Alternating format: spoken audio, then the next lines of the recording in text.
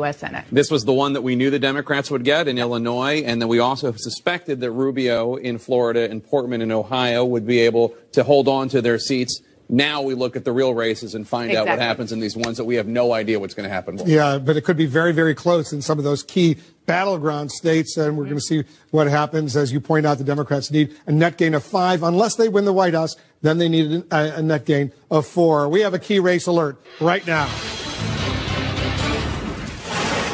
All right, let's show you what's going on in Florida right now. 29 electoral votes are at stake. 91% of the vote is in, and Donald Trump is building up a sort of impressive lead, 63,297 votes. Donald Trump has a lead over Hillary Clinton in Florida with 91% of the vote in, 48.8% to 48.1%. 56% of the vote in North Carolina is in. Hillary Clinton has an impressive lead of 131,000 over Donald Trump. 15 electoral votes at stake in North Carolina. In Ohio, 31% of the vote is in. Hillary Clinton has the lead of almost 100,000 votes over Donald Trump in Ohio. 18 electoral votes at stake in Ohio right now. We've got more.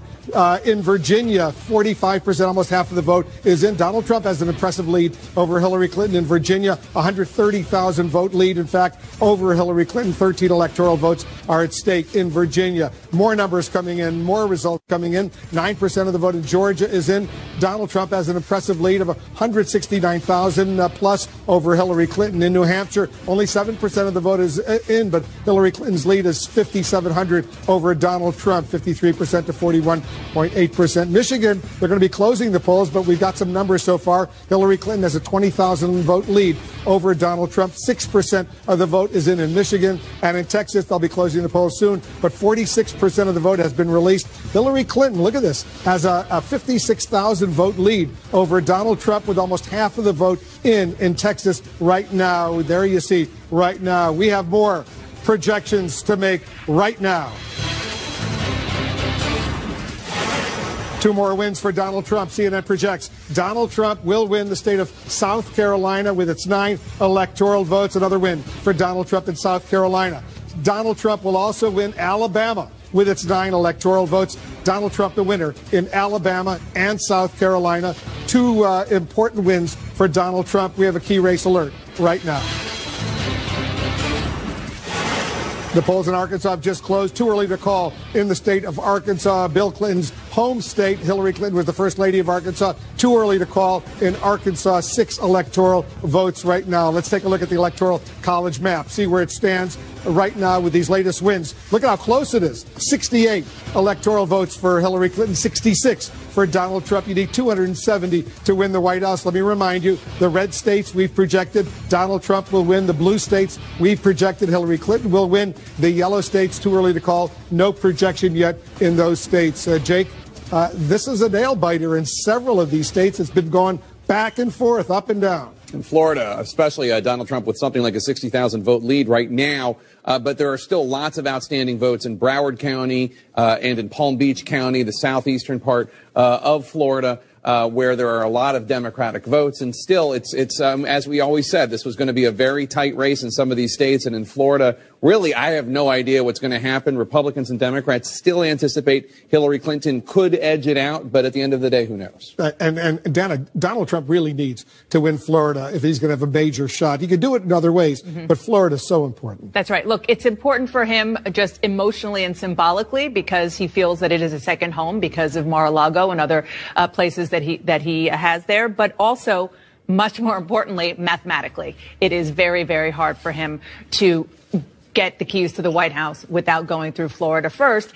And as you said, the counties that are out do seem to be more Democratic than the ones that we already have in that shows Donald Trump slightly ahead. But I have to say, I was just communicating with some Republicans saying, well, you can't say we didn't get our vote out right. because it certainly looks like they did. Yeah. Although we should point out, again, we've already called Florida for Marco Rubio. Exactly. I mean, so the Senate candidate. The Senate candidate there. So he was running significantly ahead of Donald Trump. And it's interesting, one of the subtexts of this night is how did Republican Senate candidates deal with Donald Trump. Mark Kirk in Illinois, he announced he was the first Republican in the Senate to say he was not going to endorse Donald Trump. I think he said he was going to write in General McChrystal.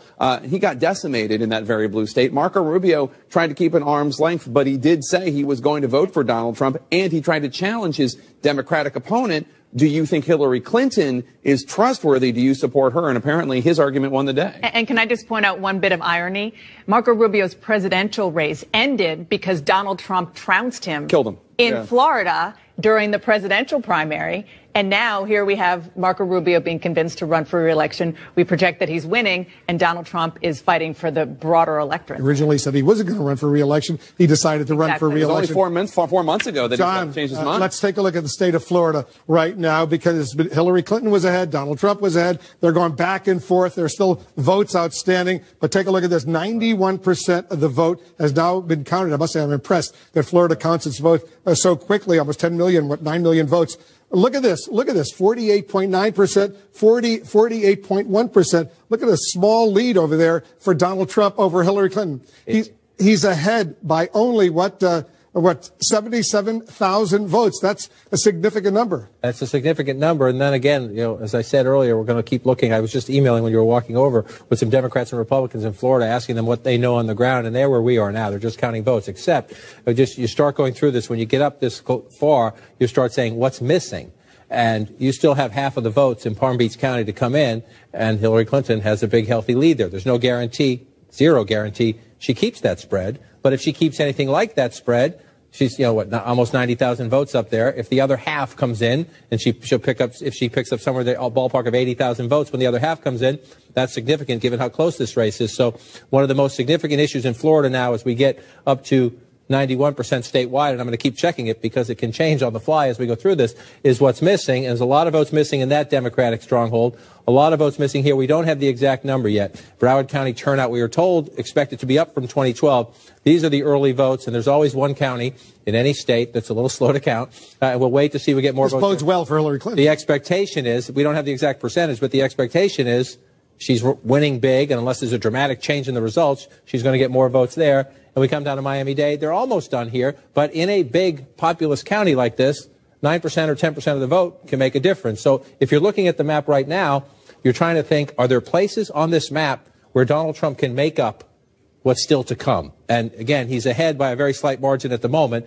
There's every reason to expect Hillary Clinton will make up that margin and more down here. And so then the question is, where do you look for Donald Trump? So let's just go through. I'm picking these counties randomly. Well, here's one.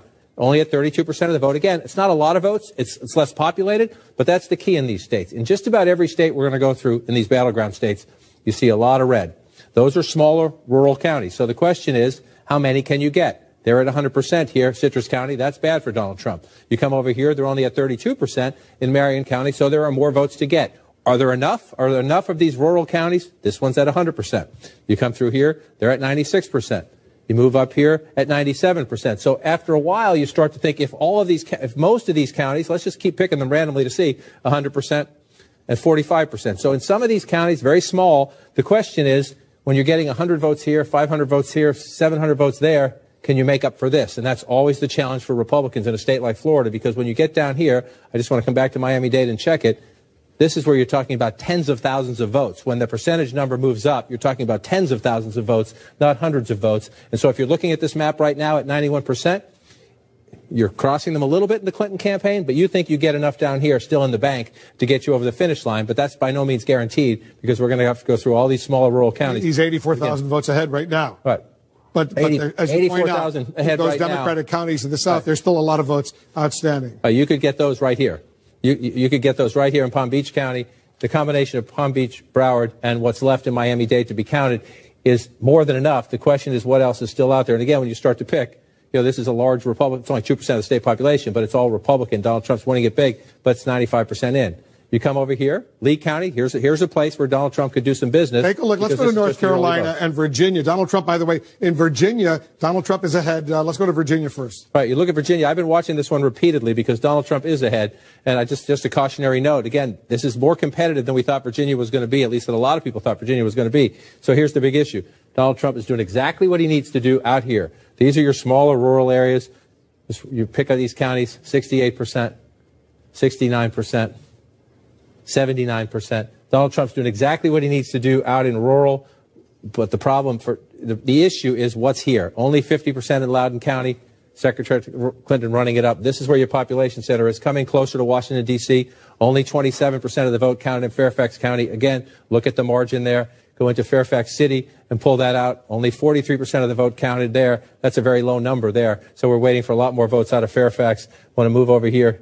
You come down here to some of these swing counties that you look at. Hillary Clinton, this is a comeback for Donald Trump. When we looked earlier tonight, and we're only at 16% in Prince William County, he was way down in Prince William County when we were in the single digits. This is a comeback of sorts there to show this will be the challenge. If Donald Trump can stay that competitive in these outer suburbs, then he has a chance. If you get into places just across the bridge in Arlington, Virginia, where you find the Pentagon, this is what you expect, 2/3 of the vote. So there's more votes for Hillary Clinton to come out of here. The question is, can Donald Trump stay more competitive in the outer suburbs and then run it up in these rural areas? But again, let's just check down here in the Norfolk area to see what we have here. Chesapeake County, 61% there. Portsmouth here, 41%. In these Democratic areas down here, still some votes to be counted. So Donald Trump is ahead. That's encouraging, but we still got some business to do in Virginia. North Carolina, Hillary Clinton is ahead in North Carolina right now. She's ahead, by about 80,000 votes, more than 80,000 votes. 85,000 votes. 85,000 votes, and they are coming out of the big areas where she needed to get them. Mecklenburg County, just shy of 10% of the state population. That's a big margin, and we still have more votes to get here. Again, when you go into these states now, statewide, where are we? 59%. And so we still know, because we have a 0 there, that means this is an early vote dump, and we're waiting for more votes to come in. We still have more to get out of Mecklenburg County. Then you move over here. Wake County, again, used to be the back and forth swing county in the state. It's a Democratic county now, but the Democrats need to win it big. She's winning it big. That's about 100,000 votes. That's what she needs to do. And here, again, and this is where we're waiting, because the polls were kept open. They should be closing now in that area, Durham County, right in this ballpark. So again, you look at this, and the question is, where does Donald Trump where can he get his votes in these places where he's winning? Let's just look. Brunswick County, again, it's a small area, but you want to compare it. He's running even with where Governor Romney ran. Romney was at 60% here. Donald Trump's just shy of that. So as you watch this pull out, it tells you the performance-wise, and we're seeing this in a lot of states, performance-wise in this race, it looks a lot like 2012. Now, obviously, President Obama won in 2012. In this state, Mitt Romney won. And so we're going to watch this. We still have, you see the light, the gray, those are mostly Trump votes. You can be pretty sure that in these rural areas, this one, between two Democratic counties here, Democrat might win this one. But if you come through and you look back in time, most of these rural areas, up here, they're Democratic. Down here and out to the west, they tend to be Republican. So if you're looking at the map right now, a little bit more probably to be gained for Secretary Clinton up here. Trump has to run it up here. And then the population centers, we haven't looked at Winston-Salem all night. Again, we have a 0. This means this is early votes to come in. So if you're the Clinton campaign, you're looking at the map, you still have some, in these population centers. You know that 59% of the vote is in, so there's still lots of votes out there. Let's go to Ohio right now. Hillary Clinton is ahead in Ohio. No Republican has ever won the White House without Ohio. Right, and a quick footnote again as we go through this, if you're just joining us. These are states we're still counting the votes in. This one here, I just want to show you. We don't think Hillary Clinton's going to win Mississippi tonight. If she does, that would be a stunner. But these are live data feeds, so it's 1 or 2 precincts, 1 or 2 counties coming in. So bear with us as we go through the night. You wanted to go to Ohio right there, 49 to 46. Again, if you're the Clinton campaign, you're encouraged. The map is filling in. I just want to show you. This is third of the vote is in. Right. So look at the map. Remember, it's mostly red. Remember where the blues are? It's pretty typical. A little more red up here for Donald Trump so far up here. If you look up along the northern part of the state. She's ahead now by 50,000. But she's ahead by 50,000 votes. And so the question is, this is your biggest vote center, Cuyahoga County, where Cleveland is. 32% of the vote. She's running it up pretty big. It's a reasonable expectation. There's more in the bank here for Secretary Clinton. So then you want to pull out and you say, here's the issue. There's a lot of red, right? They're smaller, but this is only 24% of the vote. Only 17% of the vote. Only 18% of the vote. 60% of the vote here, but still some more votes to come in to Trump. So Trump is winning all this red, and if you're Donald Trump, be patient. Republicans should not give up on Ohio. There's a lot of places here that have not counted the votes. And again, you're talking, it's not as big a margin, but if it's 2,000 here, 2,000 here, 1,000 or so here, over time you can make it up. So there's still a lot to be counted in Ohio. We're up to a third of the vote. But if you look what you're looking for in the Republican areas, are you getting to 100%? Then if you're the Trump campaign, you'd start to get worried. We have a lot of counting to do still in Ohio. She's ahead at the moment, but there's a lot of business to be done. As you see, most of these counties are still in the 20s or the 30% wise. Let's go back to North Carolina, because Hillary Clinton's lead in North Carolina, critically important state, has just narrowed to about 66,000 votes, with 61% of the vote in. 66,000 votes, and so you're seeing what's happening. I just want to go out here to the Democratic area where she's getting 57%. You start to watch and see where Donald Trump is starting to pull in. He's got votes to be counted out here too. 33% of the vote here. He's pulling pretty healthy margins in the smaller rural areas, and there's still votes to be counted. So as these counties come in, he's coming back. I just want to keep checking here because it's the big population centers to see if it's getting any closer. We're still waiting for more votes out in Mecklenburg County. And the question is, you have the early vote that comes in. The Democrats, in a lot of places, the Democrats feel very happy with their early vote turnout. Sometimes when you get the day of voting, the Republicans will stage, even in a Democratic area, the Republicans will get closer because of the traditionalists who turn out on Election Day. So we need to be careful when we look at these big places where we still have votes to be counted. But here in Wake County, we're now up to 88%. And so this is to the same point in a very competitive state. The Clinton campaign can count on some more out of Wake County, but they're starting to, this is where you run your models. You got 12% left. Is it enough to offset elsewhere? Durham County is now up to 12%. This is an area where she needs that. They see the 85%, not only the 85%, but the gap, 22,000 votes right there. In your computer models of this race, you need 85% and big turnout in Durham. All right. Let's just pull out in a second. Very close. We're going to be here a while. All right, we got another check of the electoral vote count of the Empire State Building right now. Hillary Clinton now with 68 electoral votes of the 270 needed to win. Donald Trump not far behind with 66 electoral votes. We're just minutes away from another big round of poll closings in 14 states, including delegate-rich New York State. That's the home to both of the presidential nominees. New Yorkers, by the way, they're watching the results on CNN. They're at a rooftop watch party down the street from the Empire State Building. Our election coverage continues right after this.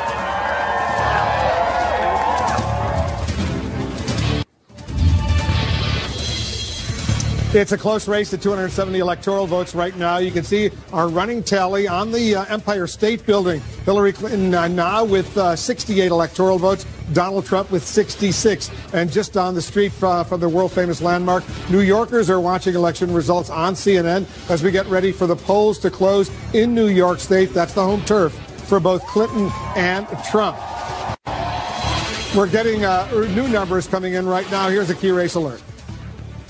All right, Donald Trump is ahead in two important states in Florida and Virginia. In Florida right now, 91% of the vote has been counted. Donald Trump has a 110,000 vote lead over Hillary Clinton, 49.1% to 47.8%. 29 electoral votes are at stake in Florida. In Virginia, almost 60% of the vote is now in. Donald Trump is ahead by 128,000 votes over Hillary Clinton, 50% to 44.8%, 13 electoral votes in Virginia. Two important battleground states where Hillary Clinton is ahead. In Ohio, more than a third of the vote is in. Hillary Clinton has a lead of 36,500 votes over Donald Trump, 49% to 47.2%, 18 electoral votes in Ohio. And in North Carolina, 61% of the vote is in. Hillary Clinton's lead is 62,000 over Donald Trump.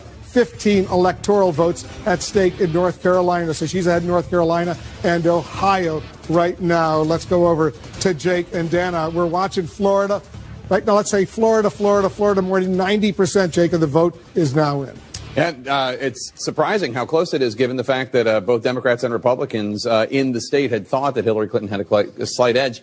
We're still waiting for a lot of outstanding vote in southeastern Florida, which is a Democratic stronghold, but he's up more than 100,000 votes as of right now, with 91% of the vote in. Yeah, that's impressive lead, but it could certainly come back depending on what happens in those heavily Democratic counties in the southeast. That's right. And look, they not only spent money, but they also sent their most prized resources, the candidates themselves, over and over again. Just really quickly, our embeds with either candidate, Ashley Killow and Dan Merica, says both of them, since the conventions, both of them have been there to Florida 25 times, holding 45 events in one state. I mean, that tells you everything you need to know about why this is so close. Yeah, Anderson, this night is turning out to be a real nail-biter. It is. Fascinating. It's going to be a long night indeed. Let's talk with Gloria Borger, David Axelrod. I mean, as you look at Florida, Donald Trump has a lead of some 100,000 votes. But again, we're talking about Miami-Dade County votes still to come in, Broward and Palm Beach. They're about 800,000. I was just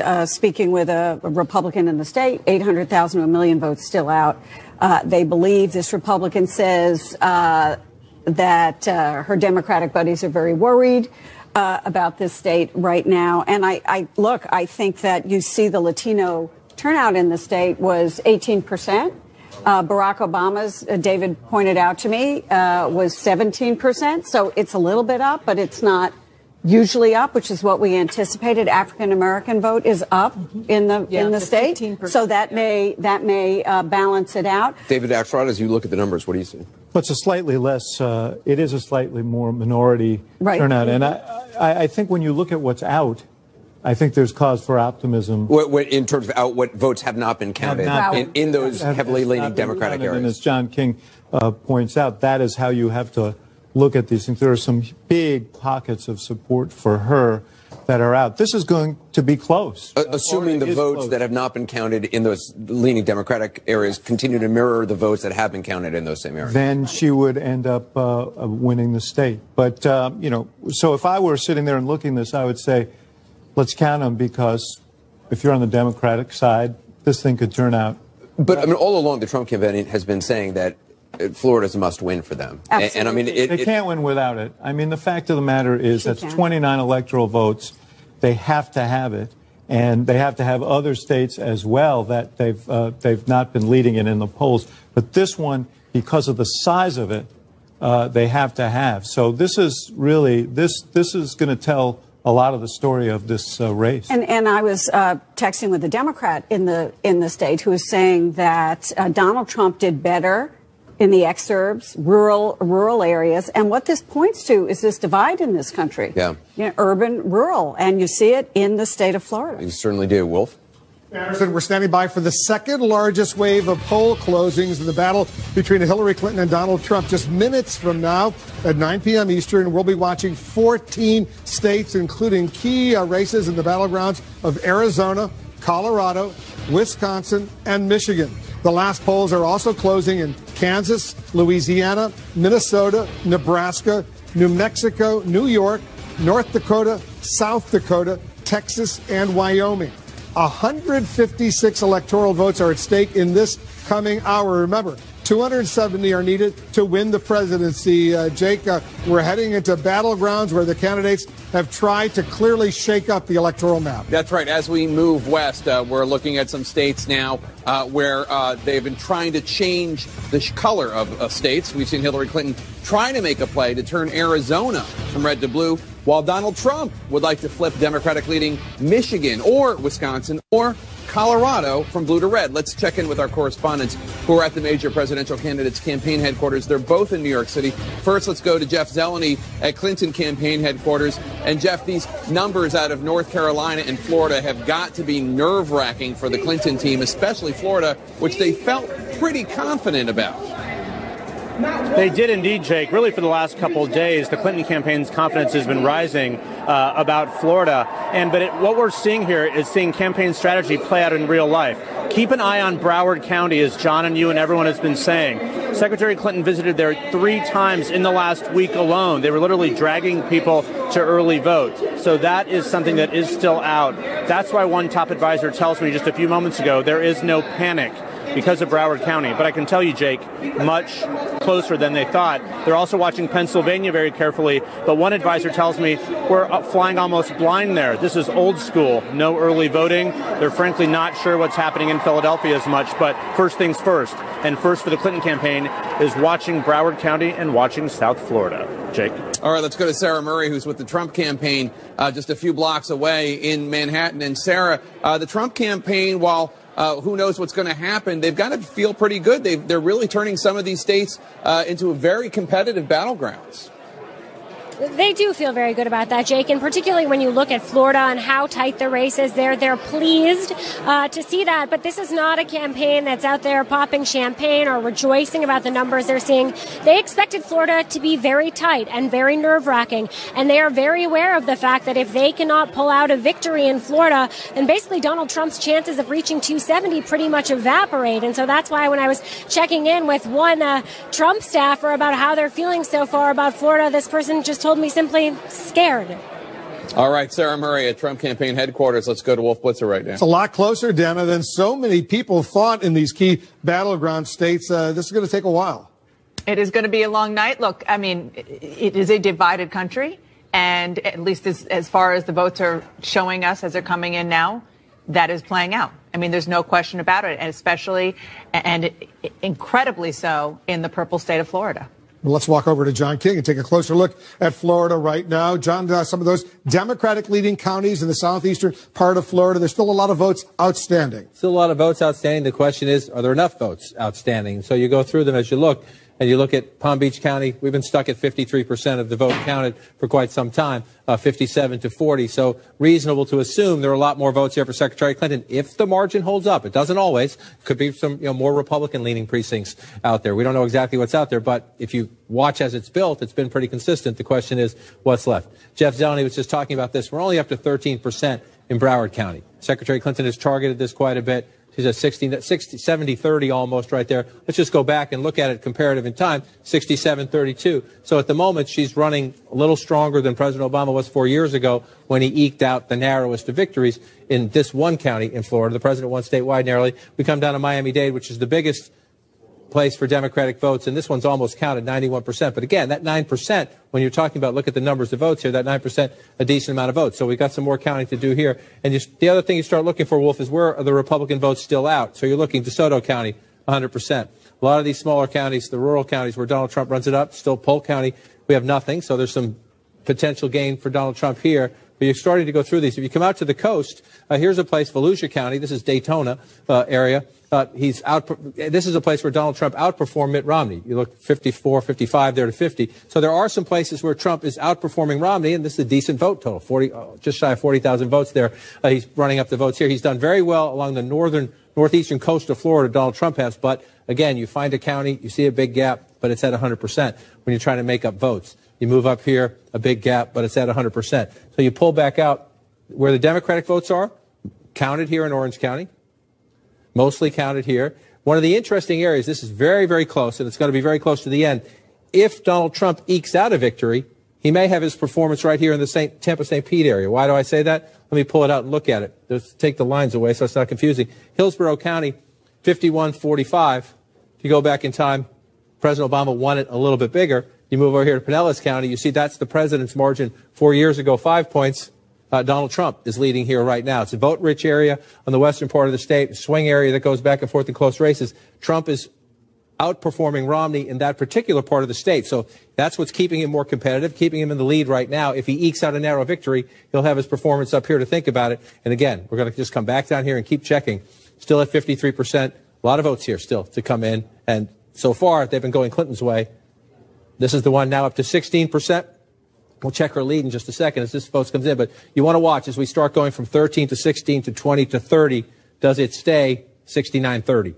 Does it stay in that margin? If it stays in that margin, she's going to make up a lot of Broward County, where Fort Lauderdale is, 9.3% of the whole population of the state. And so as you move up, if you're looking at that big of a population center, as you move up through the count, Miami-Dade's still stuck at 93. But this is the big one we're waiting on. I mean, there'll be some adjustments in the margins, but when we get more of this, when we get from 16 to 30 to 40, we'll see if this holds up, and we'll see that we'll get to a better sense of the turnout. We'll see how much of the math. But if you look at just imagine at 16%, you're talking about 260, 280,000 votes right there. If that continues, there are still votes to be had, but we've got some counting to do. I'm just looking at other places as we go through this.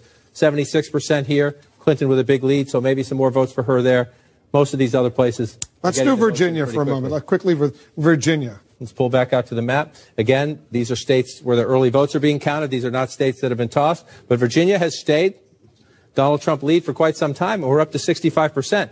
This is a state, remember, Hillary Clinton's running mate, Senator Tim Kaine, former Governor Tim Kaine, is from here. You see the lead right here, 50% to 45%. That's a pretty healthy lead for Donald Trump, so let's take a look. Number one, he's doing what he needs to do, running it up out in the small rural counties. And this is incredibly important in these states, 74 to 21. You see how this goes here. The big issue, Wolf, we're still waiting for some votes out of the Washington, D.C. suburbs. See, only half of the votes here counted in less than half in Fairfax County, 50% in Loudoun County. So Donald Trump leads in Virginia, Wolf, but still a lot of math to be done in the more populated areas just outside of Washington, D.C. 14 states are about to close the polling in 14 states, including two huge ones, Texas and New York. We're watching several other states right now. We're getting ready to make some projections. All right, take a look at this. We project that Hillary Clinton will carry her home state of New York. That's 29 electoral votes. Hillary Clinton will win New York State. That's Donald Trump's home state as well. Hillary Clinton carries the Empire State. Donald Trump, we project, will win Kansas with its 6 electoral votes, Nebraska with its 5 electoral votes, and Wyoming with its 3 electoral votes. Donald Trump wins those 3. Donald Trump wins some more states, 3 more. He will carry North Dakota with its 3 electoral votes, and South Dakota with its 3 electoral votes. Donald Trump carries those states as well. Donald Trump carrying some more states. Let's take a look at the states where it's too early to call right now. These are the states where the polls have closed, but we're not able to make any projections. Arizona, Colorado, Louisiana, Michigan, Minnesota, New Mexico, Texas, and Wisconsin.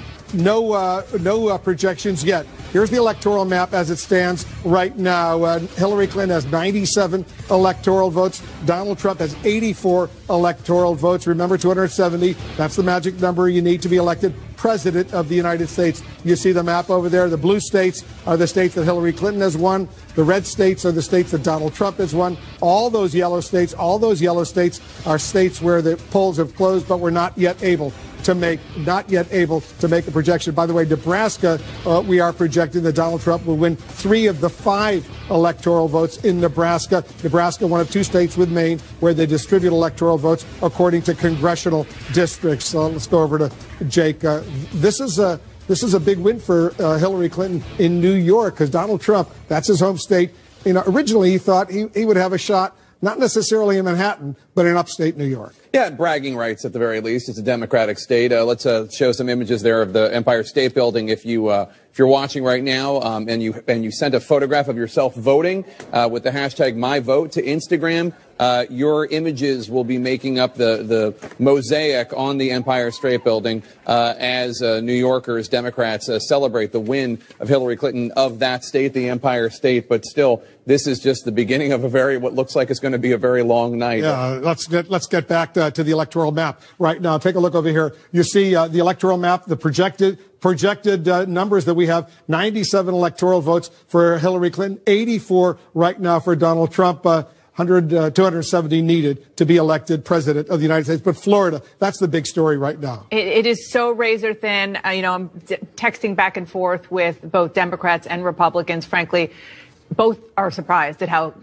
tight it is, and how the Latino vote, at least it looks at this point, certainly it's higher than it was in 2012 and 2008, but not the surge in that particular state that many suspected would come. And at least right now, there are counties where Donald Trump is outperforming every Republican that has run in Florida for president in 16 years. He's doing very, very well, driving up Republican turnout and the Republican vote in some of these right-leaning counties. Yep. And look, this is the story that Donald Trump and his team said that we would be telling in many of these places, that there are people who have been disaffected for many, many years, who see their candidate finally in Donald Trump, that they would come out and vote where they hadn't done so before. And that explains the story of these red-leaning counties where the vote is very high. We have another key race alert right now.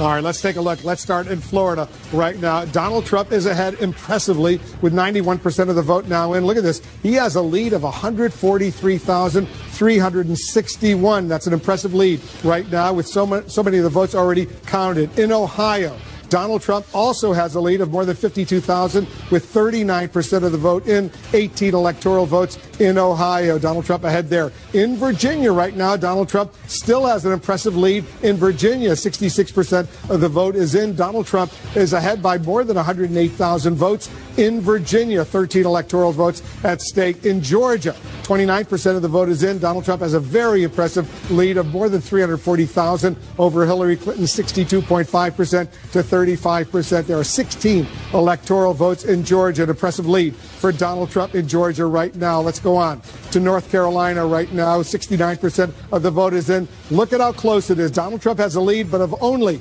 689 votes. He just took the lead over Hillary Clinton in North Carolina. Now his lead has grown a little bit as we're speaking. His lead is almost 3,000 votes over Hillary Clinton, 48.8% to 48.7%. 69% of the vote is now in North Carolina. Donald Trump has a slight lead. In New Hampshire, only 13% of the vote is in. Hillary Clinton has a small advantage right now, 4,500 over Donald Trump. 4 electoral votes in New Hampshire. This has been a battleground state.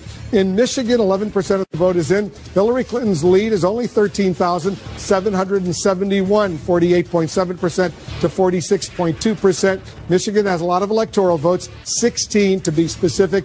Michigan, it's a close race in Michigan right now. It's a key state. Pennsylvania, only 5% of the vote is in. Hillary Clinton has an impressive lead of more than 106,000 votes over Donald Trump, 65% to 30%. 20 electoral votes are at stake in Pennsylvania. Donald Trump really was hoping for Pennsylvania, but only 5% of the vote is in. Let's take a look at Colorado. Right now, 7% of the vote is in. Hillary Clinton has a 42,000 plus vote lead over Donald Trump, but very early, only 7% of the vote is in. 9 electoral votes are at stake in Colorado right now. Let's take a look at the Electoral College map, where it stands right now. You can see Hillary Clinton has 97 electoral votes. Donald Trump has 84 electoral votes. Once again, you need 270 to be elected president of the United States. The red states we've projected going to Donald Trump. The blue states we've projected going to Hillary Clinton. All those yellow states you see, too early to call, no projections there. Let's go over to John King. I want to update our viewers on Florida right now because that vote is coming in Florida, and Donald Trump building up an impressive lead. He is building up an impressive lead. The question is there enough still out there for Hillary Clinton? And when you go through some of these other counties, Donald Trump running it up in the rural areas, only 57% of the vote counted here, Marion County. It's not insignificant, just shy of 2% of the state population. So, again, there's more votes here for Donald Trump, and you're looking around trying to find out where they are, the 100% there and 100% there. And so the question is, as Trump runs it up in the conservative rural parts of the state, is there enough when you get to 49 point to 47? You see the vote count there. She needs to make it up. Is it there? Potentially. Potentially. Palm Beach here, 83% of the vote in. That lead there. She gets some vote here. This is the big question mark. Let me pull this back up for you here. The big question mark remains Broward County. Are there enough Democratic votes left? We have it at 16%. We're waiting for an update. That's been held solid there for some time. So sometimes you get a vote dump. The percentage total jumps up pretty quickly. Is there enough there? That's really the biggest outstanding question, is how much of a boost will Hillary Clinton get out of Broward County, and is it enough to overcome that Donald Trump lead? Because most of Miami-Dade is in. Again, 7% left in a big populated county like Miami-Dade. There's more there, too. The question is, when you pull it out to statewide, is it enough? What's left down here? Because most of the other Democratic centers are in. You see 100% of the vote counted there. You see 92% of the vote counted there. Again, Donald Trump, she's winning Hillsborough County, Tampa. Donald Trump outperforming Mitt Romney here, keeping it closer. Donald Trump winning Pinellas County, where St. Pete is. President Obama won this county 4 years ago. So you see some strength for Donald Trump in this part of the state that is giving him an advantage as we head into the final count. Now, we've been at this before in past elections where getting from 92 to 99 sometimes takes a very long time. So we'll see if the votes are still out here. One other thing, Wolf, since last time you were here, Ohio was Before blue. Before we go back to Florida for a second, sure, because I know we have a feature where there's still outstanding votes remaining. We see 92% of the vote is in. Can you isolate the areas where there are still votes outstanding? So you do this here, and you see this tells you where you have a lot of votes still to come in. This is where I put it. You just watch the number right there, where we are below. So let's say we're below 75% of the vote counted, right? You leave that right there. So you see the areas where you're still waiting, right? So we're obviously, this is the biggest vote center, but everywhere else where we're waiting. Because he's ahead right now by about 130,000 votes, 142,000 exactly right now. Are there enough votes outstanding that could, for Hillary Clinton to overcome that Donald Trump advantage? So let's look at it two ways, just based on this. These are places where you're under 75%. So these are Republican places here. You bring it out here.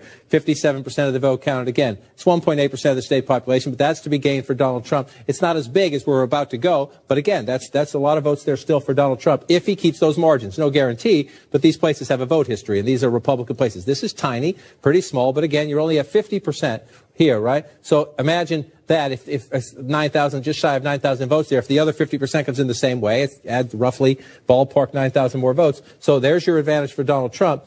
The only place for the Democrats, a big Democratic area that's under 75. I'm going to move the dial. It just went up to almost half. Just up to almost half here. And so the question is, because it's up to almost half, let me just pull this back and come all the way over. And let's just come back out and see what that did.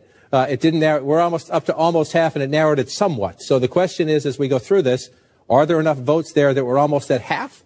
You see the lead now? It's pulling away. Is there enough there for Hillary Clinton in what's left in Broward and in Miami-Dade to pull it off? If you start to look at it right now, you get more and more skeptical as you move from 93. The question is, as we move that up to 95 and beyond. If you're in the Trump campaign, you're very happy with this right now. And again, you're looking at your performance in some of these, in the rock rural places, the rock conservative places, Donald Trump has performed well. And in some of these swing areas here, he's overperformed. Even where he's losing, he's overperformed Mitt Romney, again, particularly in the Tampa area, which matters because it's a population center. Look at the vote count there. If Hillary Clinton has a bigger lead here, she's got, that's another 8, 10, 20,000 votes, depending on what the size of that lead is. That's a significant in keeping the margins down there.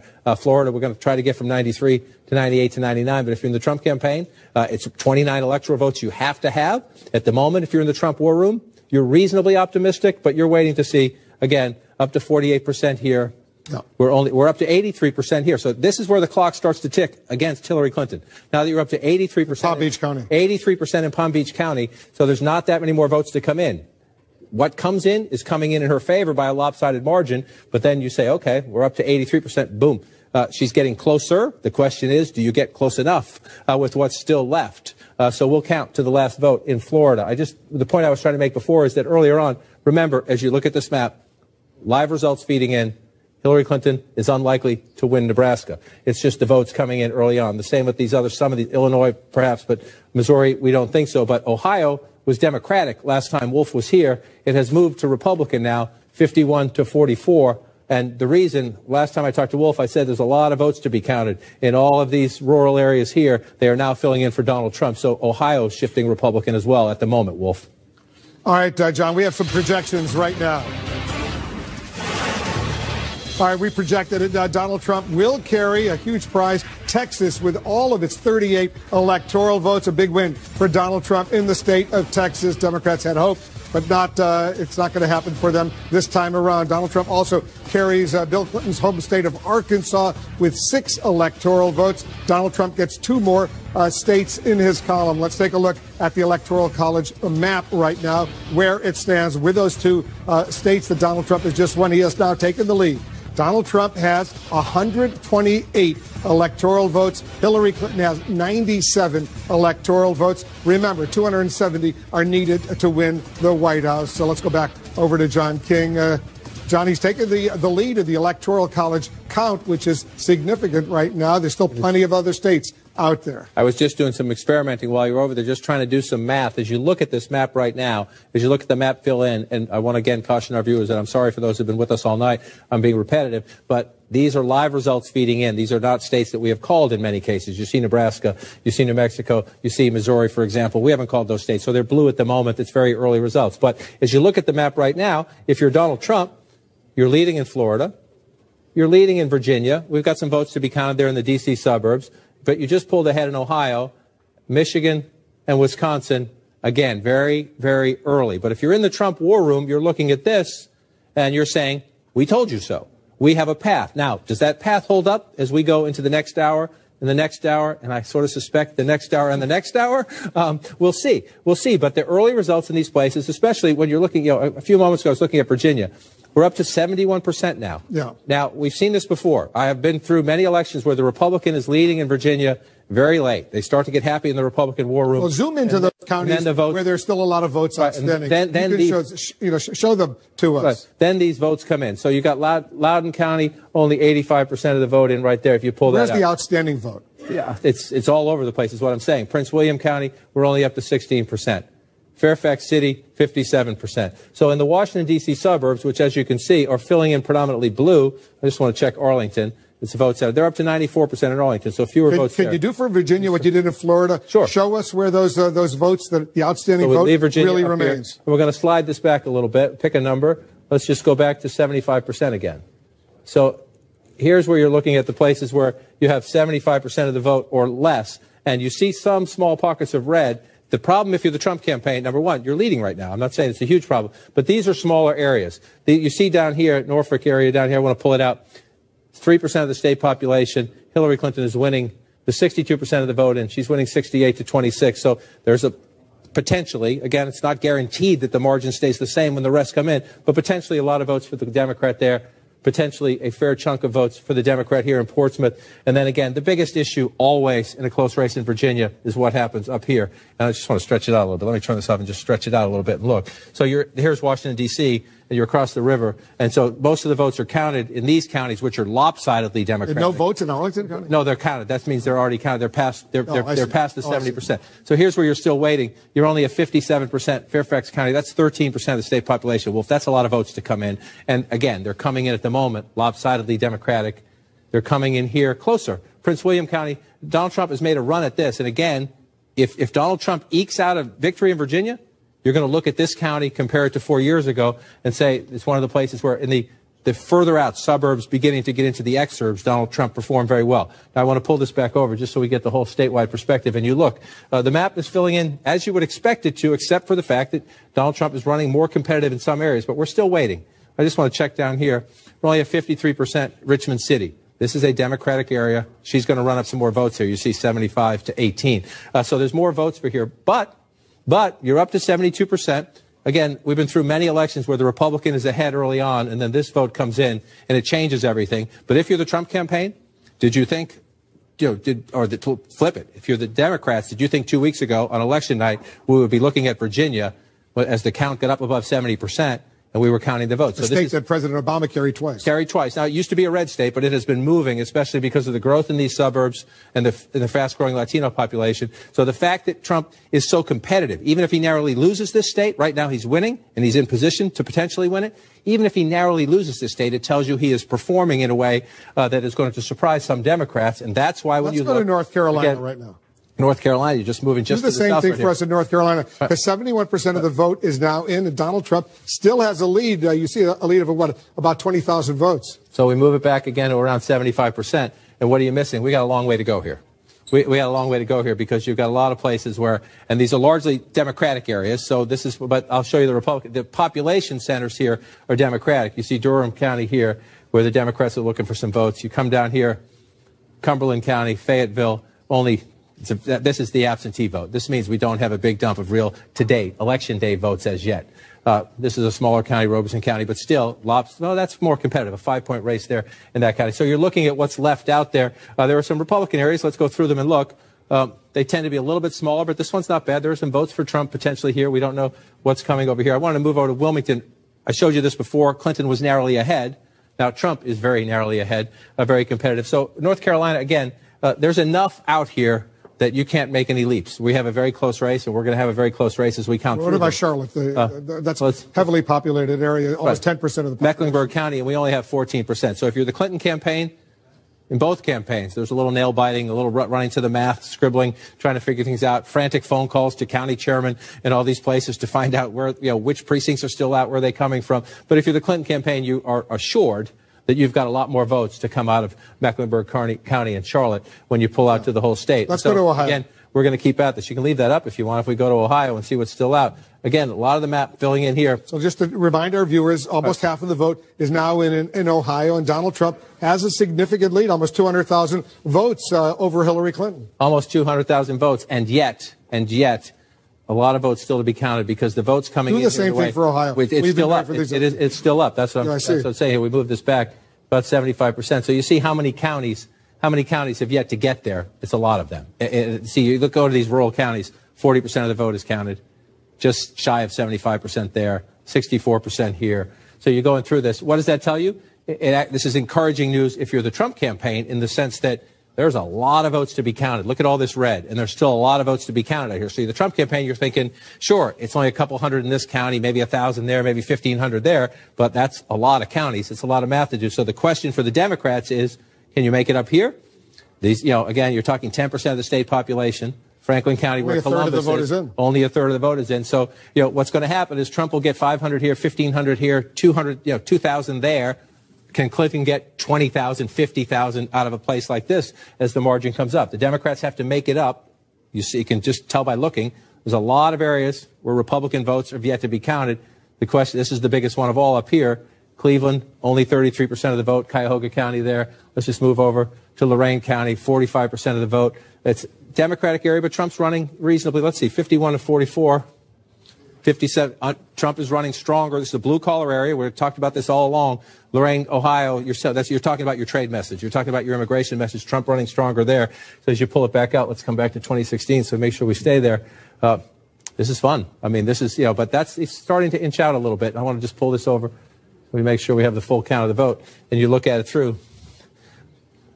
He's starting to pull away. I mean, in Ohio, pulling away. Almost 200,000 vote lead right now. Yeah, 200,000 vote lead. And that's significant. You get in the 300,000 vote lead, and then you're coming to here and you say, okay, what have I got left? She might have 100,000 there, maybe a little bit more, but you have 200,000. That's the math you're doing now in these war rooms when you're going to call all your people and say, in this Democratic area, what's still missing? How much am I going to get? Athens is relatively small, so there's some there for Clinton. Clearly, Trump is looking good in Ohio. I want to go to New Hampshire right now because look at how close it is in New Hampshire. It's only Hillary Clinton is only 72 votes ahead of Donald Trump in the state of New Hampshire. Look at this, 47.5%, 47.4%, 19% of the vote is in. You're noticing a trend? Yes. Florida, North Carolina, Ohio, now New Hampshire, and these are the states that are going to decide who the next president of the United States is. Ohio. These are the states that you go Florida, Virginia, North Carolina, Ohio. Now New Hampshire, it's only 4. It's the smallest. We just went through, only 4 electoral. We haven't gotten to Pennsylvania yet, which is 20. It's only 4, but it's key. It's key to the Trump math, and it's a place Hillary Clinton very much wants to win. We don't know much about New Hampshire yet, to be perfectly honest, because if you look, it's 19% of the vote.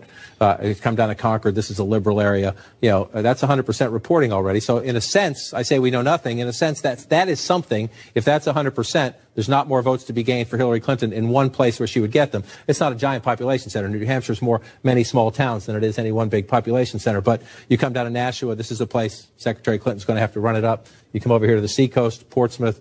We have no votes from Portsmouth yet. This is where she's going to have to run it up. As you look at this, but you've got a whole lot of business still to be done. I just want to show you go back in history.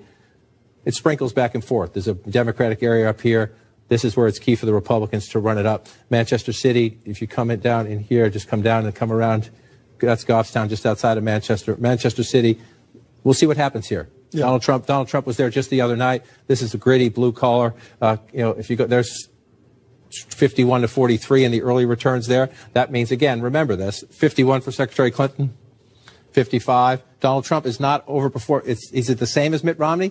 This is a place. You could have a state where you start to look. We haven't talked much about the third-party candidates yet. There could be a state or two where we start to think, are they changing the margin? That could be one right there in the state of New Hampshire, that 4% for Gary Johnson.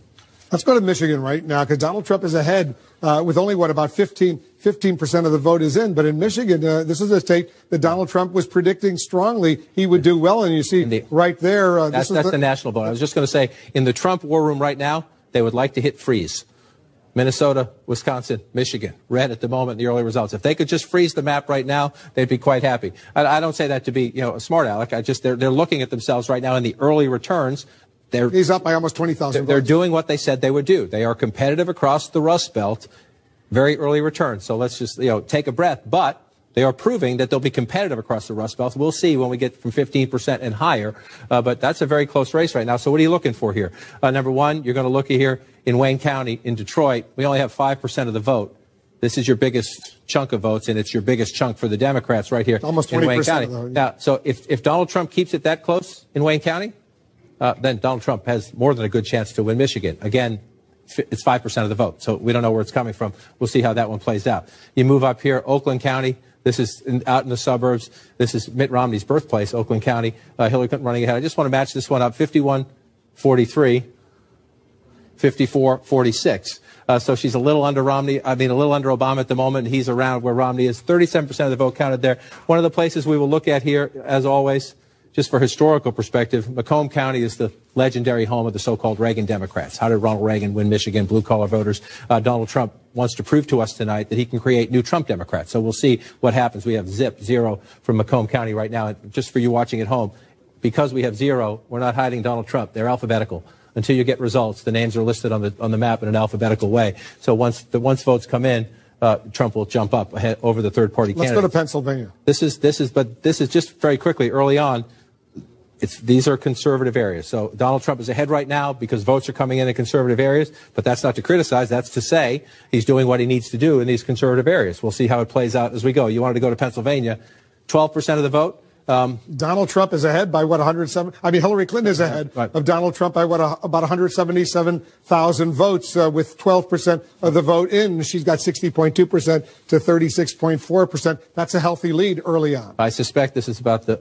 This won't last very long, but Gary Johnson is ahead in one county in Pennsylvania at the moment right now. I just wanted to point out to viewers at home what this color is. You'll see different colors in the map. If there's a tie, you'll see a different color as well. So we'll see if that holds up and pop it. So what are we going to look for here? A couple things. Number one, and I know Jeffrey Lord is in the room tonight. This, what in Pennsylvania they call the T, up from the center and across the top, is very conservative territory with the exception of Erie up here. One of the questions will be, as we were talking about Macomb County in Michigan, how does Donald Trump do in a place like Erie? Well, let's see, a 5-point lead right there. I suspect that's better than it was 4 years ago. And there you go, 57 to 41, 16 points in Erie. If that holds up at 65%, that tells you something. This is, again, a blue-collar area, not unlike Buffalo, New York, my friend's hometown, a place where Donald Trump has tried to sell his immigration and his trade message, and that's a good number. So let's look down here in Allegheny County. This is more about where it should be, 60 to 35 if you're a Democrat. That's what you need there. Let's look back here, 57-42, 15 points. So you come back in there. This one, only 9%. We'll see how it plays out. Both candidates focusing on that area. But the key is over here. We have nothing from the suburbs yet. We have 37% from Center City, Philadelphia. Watch this number right here. In Philadelphia County, in an hour or two, when we're counting Pennsylvania, maybe 3, when we're still counting the votes here, is this margin around 400,000 or more? If it's not, Donald Trump's in play in Pennsylvania. Hillary Clinton has to run it up in Philadelphia by 400,000 votes, even more than that if she can. And then after that, if she can do that, that makes her competitive. And you see all these suburbs right here. This race will be won or lost. She's currently leading by a little bit. This is significant. Again, this is only 1% of the vote. Donald Trump's running about even in Bucks County. The last Republican to win Pennsylvania in a presidential election was George H.W. Bush. He won Bucks County. No Republican has won it since. So can it be close? Mitt Romney kept it close. If you go back 50 to 49 in Bucks County 4 years ago, if Donald Trump can keep it there, it keeps him in play. If this is red at the end of the night, that's a good sign for Donald Trump. And then you want to look at these other counties here. This is right here. This is where Melania Trump gave her speech when she went to Berwyn, Pennsylvania. Chester County, it's about 4% of the state population. This used to be rock-solid Republican suburbs. But, again, the Democrats have done more successful, especially with suburban women. We'll watch Chester County as we get there. Let's check in Virginia right now and then North Carolina. You see the red? I mean, it's just, at the moment, it's staying. So you keep thinking every time you look, are these states going to change? We're up to 76% in Virginia. We're getting 60,000 votes, right? 61,000 votes ahead in Virginia for Donald Trump right now. And so the question is, you start going, where are the Republican votes? So you check these smaller rural counties, and so you're going through these, and you see all the 100%. So if you're in the Trump campaign, you know that in this rock-solid conservative area, you've pretty much... This is the state of Senator Tim Kaine, the vice presidential running mate. He was once the governor of Virginia. This would be beyond embarrassing to the Democrats. And if Donald Trump wins Virginia, Donald Trump is probably going to win North Carolina because this is a more Democratic state than North Carolina. So it's one of the things you watch. So we're not there yet. We're not there yet. We're only at 76% of the vote. Again, one of the things you always watch in the state of Virginia is, number one, I just want to come down here to look at the Virginia Beach area. This is a very competitive area down here. Donald Trump running at 50%. Let's compare it as we go back here, 51-48. So that's about she's lower. She's underperforming. Again, if this holds up, we're going to look down here and see maybe the third-party candidates are coming out of here down here. You have to check the exit polls, do some other research to do that. But we'll watch those numbers down there. And then you come up, I just want to check in these Democratic areas, 96%, 66%, so some more votes to be had here and some more votes to be had at Norfolk City. This is African-American turnout. So it's not just the percentage. In the end, it's the math. How many did you, not just what percentage are you getting, but how many of your voters have you turned out in a place like Norfolk? But then again, Wolf, this is going to sound repetitive and broken record, but this is where most of your votes are, just across the Potomac River in the northern Virginia County, 85% of the vote is now in. 85%, 55 to 40, if you do that math, 52 to 47. So Secretary Clinton is running stronger than President Obama there. Fairfax County, almost up to 70%. But look at the numbers here. There's a population center here. You have more population center here. So you go through this one here. Arlington County is just about in. Alexandria City is all in. Those are big Democratic votes there. And so you're looking around here, you're trying to hunt, you come down here to Prince William County, we're only at 26%. Is that right? Yeah, Prince William County only at 26%. Hillary Clinton there. I just want to compare that to 4 years ago again. She's underperforming at the moment. She is underperforming Wolf here. So Virginia is very close. There's still a lot of votes to be counted in Northern Virginia. That's the difference. Hillary Clinton has closed the gap somewhat, but got a little ways to go still, Wolf. All right, let's do a key race alert right now. All right, let's start out with Florida right now. 94% of the vote is in. You see Donald Trump maintains an impressive lead of 141,000 votes over Hillary Clinton, 29 electoral votes at stake. Trump is ahead impressively in Ohio. Trump is also ahead. More than half of the vote is in. Donald Trump has a 235,000 vote lead over Hillary Clinton. Very impressive lead in Ohio right now. 18 electoral votes. In Virginia, Trump is ahead there. He's got a lead of 42,000 plus in Virginia. 77% of the vote is in. Donald Trump is ahead in Virginia. He is also ahead significantly in Georgia. 384,000 votes ahead of Hillary Clinton. 41% of the vote is in. 16 electoral votes in Georgia right now. Another state where Donald Trump leads. There are more states, more numbers coming in. 76% of the vote is in North Carolina. And Trump has a 56,000 vote lead over Hillary Clinton, 49.5% to 47.9%. He is ahead in North Carolina right now. 15 electoral votes there. In Michigan, 17% of the vote is in. Look at this. Donald Trump is ahead in Michigan right now as well. 28,000 plus votes over Hillary Clinton. 49% to 45, almost 46% for Hillary Clinton. 16 important electoral votes in Michigan right now. In New Hampshire, 22% of the vote is now in. Trump is ahead in New Hampshire as well.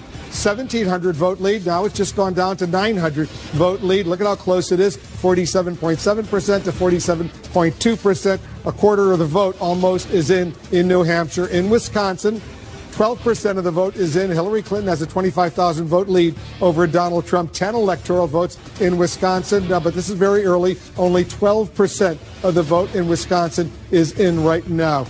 We've got more. Colorado, 42% of the vote is in. Hillary Clinton has a 55,000 plus vote lead over Donald Trump. 42%, once again, of the vote is in. 9 electoral votes in the state of Colorado. And in Pennsylvania, Hillary Clinton right now has an impressive 154,000 vote lead over Donald Trump. 17% of the vote is now in. Look at this, 56% for Hillary Clinton, almost 41% for Donald Trump. Pennsylvania has 20 electoral votes, but only 17% of the vote is now in. Let's take a look at the electoral map, see where things stand right now. According to our projections, Donald Trump is ahead.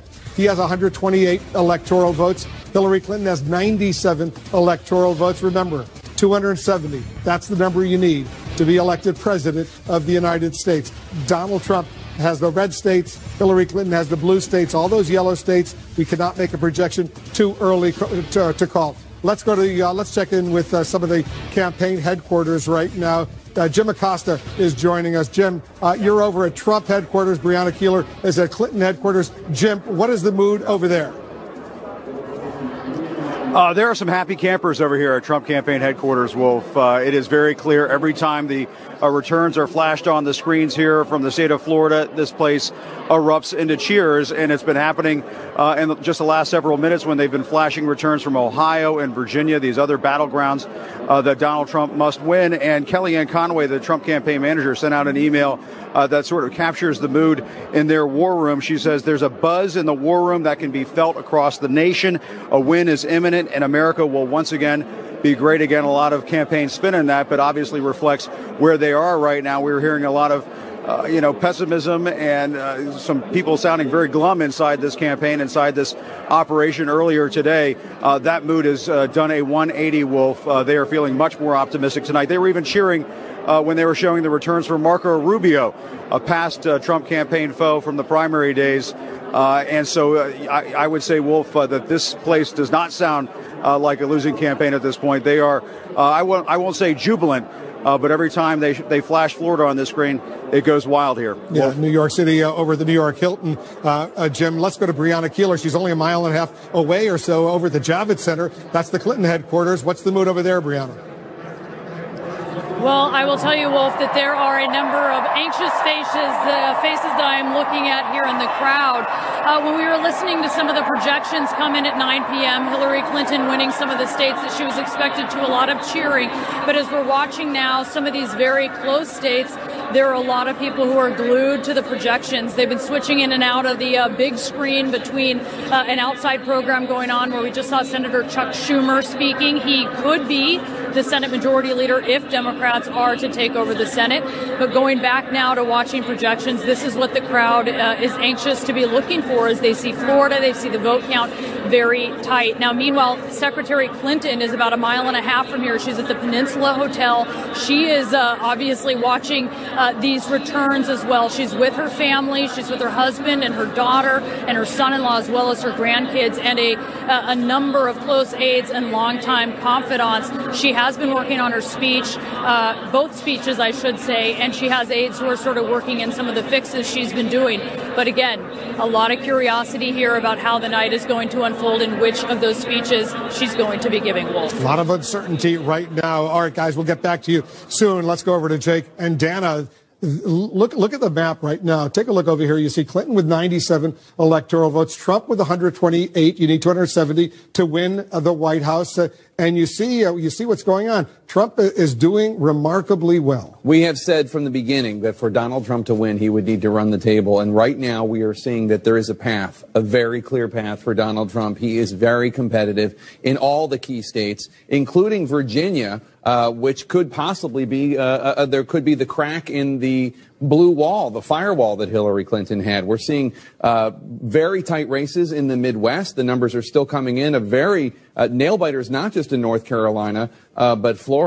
It seems entirely possible that Donald Trump could end up having a very strong night, even the night that he's been dreaming of. We have a picture, I think, of Donald Trump with his running mate, Mike Pence, watching the returns coming in. This is a much stronger night than a lot of Republican officials thought was going to happen. We still don't know what's going to happen. And obviously, the key states that we really need, that Hillary Clinton really needs to maintain. Let's just put this on the board. We need to make Hillary Clinton needs to keep Pennsylvania, and she needs to keep New Hampshire. She needs to keep Michigan, and she needs to keep Virginia. Those four are the ones for all the Hillary Clinton supporters out there wondering, oh my God, we're going to lose Ohio. Oh my God, we're going to lose Florida. Those four are the path. That's the firewall. Pennsylvania, Virginia, New Hampshire, and Michigan. But if there is a crack in any of those four states, this is going to be a night where the Jacob Javits Center is the wrong place for Hillary Clinton to be. Those four states are states that President Obama carried twice. That's right. And look, of all those four states, Virginia is the biggest surprise for really mostly for Democrats. I will say that Republicans outside of the Trump campaign told the Trump campaign long ago, forget it, Virginia's gone, even before Tim Kaine became. Take a look at this. Take a look at this, Dana. You see these four states right there. And you see the states that Jake just circled: Virginia, Pennsylvania, New Hampshire. We'll start with Virginia. Donald Trump is ahead there by 20,000 plus votes in Virginia. In Pennsylvania, Hillary Clinton is ahead, 221,506 votes. In Pennsylvania, Hillary Clinton just changed to 227,000 votes. Look at how close it is in New Hampshire. Only 404 vote. That's a Donald Trump lead over Hillary Clinton with a quarter of the vote in New Hampshire. And take a look at Michigan right now. You see Donald Trump has a lead of 44,000 plus votes in Michigan right now. 19% of the vote is in. All of us heard from Donald Trump's advisors over these past several weeks. They had a path, and at least right now, it looks like they do have a credible path. They do absolutely have a credible path. And look, if this night ends up being the way that Donald Trump and his advisors think and hope that it will be, boy, I mean, it's going to put the polling industry out of business. It's going to be the voter projection industry out of business, because I don't know of one poll that suggested that Donald Trump was going to have this kind of night that he seems to be on track to having. And in fact, we all look at these websites.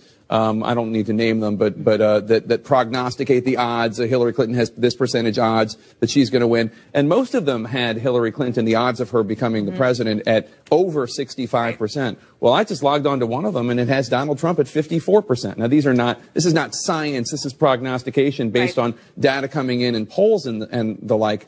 But really, we're seeing, first of all, this is not the repudiation of Donald Trump Trumpism that I think a lot of Republicans in Washington, D.C. and Democrats hoped. But beyond that, we're seeing, as you say, Wolf, a credible path for Donald Trump to the White House. I'm not saying it's going to happen, but it certainly could. And you know, Jim was talking about the feeling inside the Trump victory party, which, of course, they always call it before we get the results.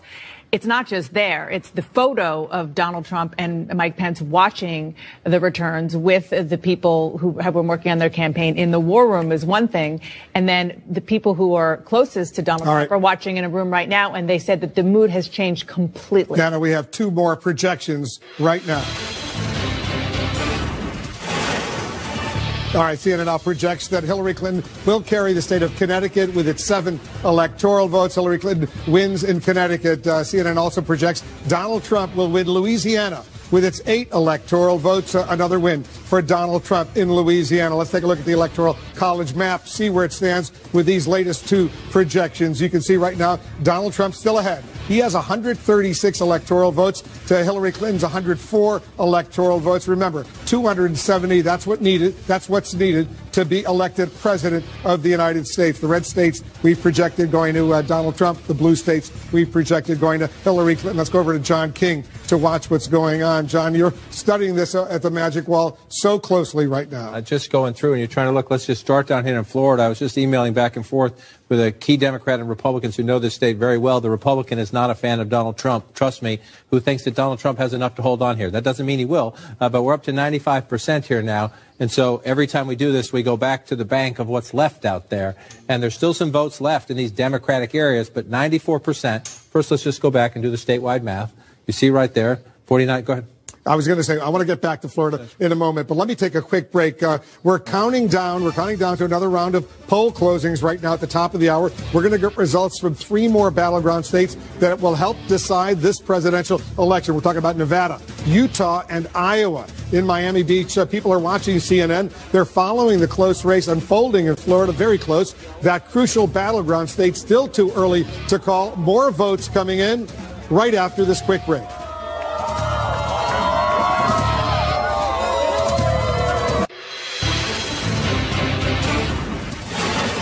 Right now, we have a major projection in the battle for the United States Congress. CNN can now project that Republicans will keep control of the House of Representatives. The House Speaker Paul Ryan's fight to maintain the Republican majority paying off, dashing the Democrats' slim hopes of retaking the chamber. This is an important win for Republicans as we await the outcome of the fight for the U.S. Senate and the presidential race. Jake and Dana, we fully expected the Republicans would win. We're still going to get the number, but they will be the majority, and that is significant. Yeah, it was not a surprise at all. We knew that the Republicans were going to likely keep control of the House. Even when Democrats were having a great period at the beginning of October, it seemed unlikely that the House was going to be able to go from Republican to Democratic. Dana, you've been watching this so closely. That's right. And we should tell our viewers that what this means for us is not that we've called every House race. Obviously, that would be impossible at this time of the night. It means that we, looking at the numbers, see that there's no path for the Democrats to get the 30 seats needed to retake control. Now let's get back to the race for the White House right now. We have another key race alert.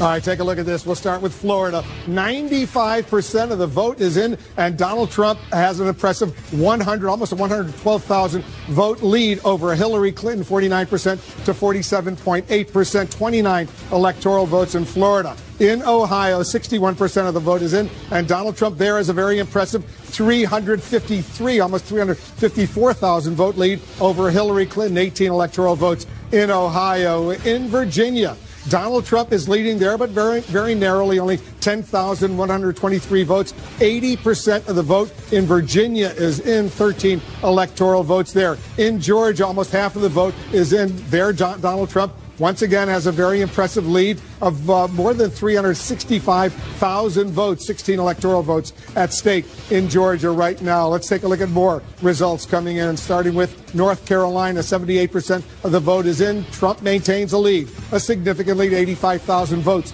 over Hillary Clinton with 15 electoral votes at stake in North Carolina. In Michigan, 20% of the vote is in. Trump is ahead there as well. by more than 41,000 votes. Trump is ahead over Hillary Clinton, 16 electoral votes in Michigan. In New Hampshire, very close there. Almost a third of the vote is in. Donald Trump maintains a lead of more than 1,800 votes over Hillary Clinton. It's very close, 47.8% to 47%. Almost a third of the vote is in. 4 electoral votes in New Hampshire and Wisconsin. 21% of the vote is in. And there in Wisconsin, Trump is leading there as well. 43,000 plus votes over Hillary Clinton, 10 electoral votes at stake in Wisconsin. Trump is ahead right now with 21% of the vote is in Wisconsin. In Colorado, more than half of the vote is in. Hillary Clinton is ahead in Colorado. She has more than 88,000 vote lead over Donald Trump. 9 electoral votes in Colorado. And in Pennsylvania, a quarter of the vote is in. Hillary Clinton has a significant lead there of 276,000 plus votes over Donald Trump. It's 269,000 right now. 20 electoral votes in Pennsylvania. Let's take a look at the Electoral College map to see the all-important Electoral College map. Trump is ahead. He has 136 electoral votes compared to Hillary Clinton's 104. 270 are needed to win the White House. Let's go over to John King over at the Magic Wall. He's taking a look. Donald Trump is doing remarkably well, John, in so many of these states that President Obama carried twice. And so we'll get to the results in a minute. But first, the question people are asking at home, does he have a path now? With what we are seeing, does he have a path? And remember, this is where we started the night. We had Secretary Clinton at 268 to start the night. All she needed to do was win one more state if, and it's a big if at this hour, she held all the blues. So let's just go through this where we are right now. Okay? Donald Trump, we had at 204. Well, Donald Trump is leading right now in Florida. Let's see if he can hold on to Florida. That's 29. Donald Trump is leading right now in North Carolina. Let's see if he can hold that. Look where that gets Donald Trump. Let's assume we're not out west yet. This may come down. We could come down to Arizona and Nevada in this race, but let's just say Donald Trump wins Arizona, where he was leading in the late polls. That gets him to 259, Wolf. He's leading in Virginia right now. That would do it. Let's assume Clinton comes back in Virginia and holds that, just for the sake of argument.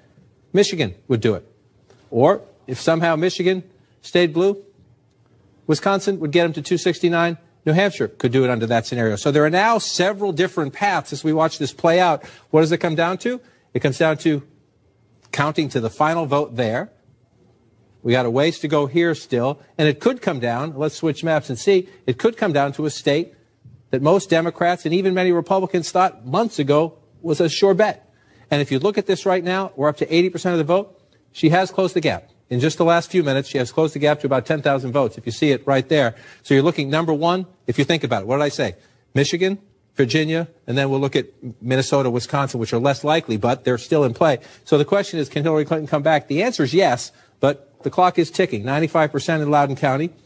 80% in Fairfax County. This is a big vote center. So that's here's 13.5% of the population of the state. You remember the Senate race a few years ago. Everybody was stunned that Ed Gillespie, the Republican, was so close to Senator Mark Warner. And Ed Gillespie was leading at times in the night. And then these votes came in and snap, it changed. That's not saying that is what's going to happen tonight, but we have to wait to see what happens in the Northern Virginia suburbs. Hillary Clinton now, that's, well, it's back up now to, what do we have there? 13,000. Yeah, a little over 12,000 in there. So the clock is starting to run at 80%. So Virginia's one place we'll watch. Trump wins that. Again, he's got to hold these ones, and let's just check on these as we go. Up to 79%. He's got 100,000 vote lead. You're up to 80% now. You're talking about a pretty good lead, but what's out? So let's look, 94% there. We're still waiting for a decent amount of votes here, but it's only 3% of the state population. I want to go over to Charlotte. This could come down to how many votes are still left out here. Only at 43% here. So North Carolina's not over. But if you're Donald Trump and you're now at just shy of 80% and you're looking at a 3.5-point lead there, you're getting increasingly confident about that. And as I said, when you check in with people down here, increasingly even Democrats believe, because of his strength in these rural areas up in the Panhandle and elsewhere, and because of his running very competitive in areas like this, and especially here, Barack Obama won, President Obama, Senator and President Obama won this when he was running in his election campaigns, that is there enough down here? 95% now in Palm Beach County, so there's more votes to be gained for Secretary Clinton. Is the math enough? Let's move down here to Broward County, 75%. Again, she's likely to pick up some votes, but is it enough? Miami-Dade is almost done at 94%. So there are still some votes in these southeastern counties. Hate to say this, to say the words Florida and lawyers in the same sentence, but we're going to wait for these votes to come in, and we're going to see. There's a chance that some of these states are going to carry over into the morning. If you get into, are there still other absentee ballot issues out there? But Florida, if you're Trump and you're looking at this, one, This one is key right now. Can you hold this lead? We're going to watch that as soon as we get up there. And then we'll move out here. The count's a little slower as you move toward the west. We're only up to 21% in Michigan. But again, you're starting to build a healthy lead. Some people look at that and say, wow, the other way to look at it is that what we have so far. What about the Democratic areas like Detroit? Right. Most of what we have so far is from the rural areas. So it's not surprising in the sense that once you look at where the votes are from, that doesn't surprise you. The question is what's happening in places like this.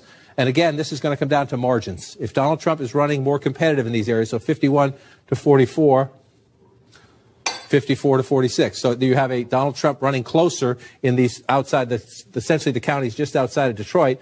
Let's go down to Wayne County. One of the biggest concerns for the Democrats in this election cycle has been African-American turnout. Wayne County, Detroit, we're only at 11%. So if Wayne County ends the night 48-45, Donald Trump is going to win Michigan. We're only at 11%, so we'll see how this one plays out as we go John, through. I want to go to Virginia right now. There's been a dramatic development in Virginia. It's just blue. There you go. There it is. You can see Hillary Clinton has now taken a slightly, less than 2,000 votes, 47.5% to 47.4%. You see her lead has just grown. This is Prince William County. It's grown because the vote count, we've gone from 16 to 26% here. And we've gone up to 89% when we were just talking moments ago in Fairfax County. We said we were waiting for a lot of votes. That's why it happened. These votes have come in Northern Virginia. And again, that's why this state has done this to us in the last couple of cycles. You see the Republican build an early lead, and then you see the Democrat bounce back when these votes come in. Doesn't mean we're done. She has a tiny 2,000 votes. Tiny lead. So the key here is we know what's still left, right? Loudoun County, she's winning by a healthy margin. We still have 14% of the vote to count. Fairfax County, we're up to 89% now, but she's winning by a lopsided margin here. Let's just check Fairfax City. Up to 86%, some more votes to be counted. But you're looking at the blue is what's out. So then you say, are there Republican votes out there? So you just start to pick them. And you see 100% here, and 100% here, and 100% here. So if you're the Clinton campaign, you just let out a huge sigh of relief in one state. One state. They're still having. It's not over with Virginia yet. It's not over. It's not over yet. But if you study this state, you think this one just started to move your way, and here's one of the places we're going to keep looking. This here, 5% of the state population. This again used to be. Well, she's 5,000 votes ahead now. It just changed, John. Right. So she's got a bigger lead right now. 1,559,000 to 1,553,000. Yeah, and that's here. That's here. And this is what again we've seen many races lately. It's very close. Still a swing state that leans blue. That's what I was waiting for all night long. Again, we're not done. We're not done, but they feel, trust me, just for the fact that that is suddenly blue on this map, in this sea of red, makes it feel a little bit better as we count the rest of the votes. And so you're looking. Let's go to New Hampshire right now. Let's go to New Hampshire right now. You got it. 34% of the vote right now. This is what happens in New Hampshire. It fills in kind of, looks almost like a checkerboard when it fills in as it goes. So let's look at the areas. Manchester City, Hillary Clinton ahead, 6 points there. Just want to go back and check this. It was 11 points. 11 points 4 years ago. This is your biggest chunk of population in the state. One of the biggest chunks right here, 8% plus.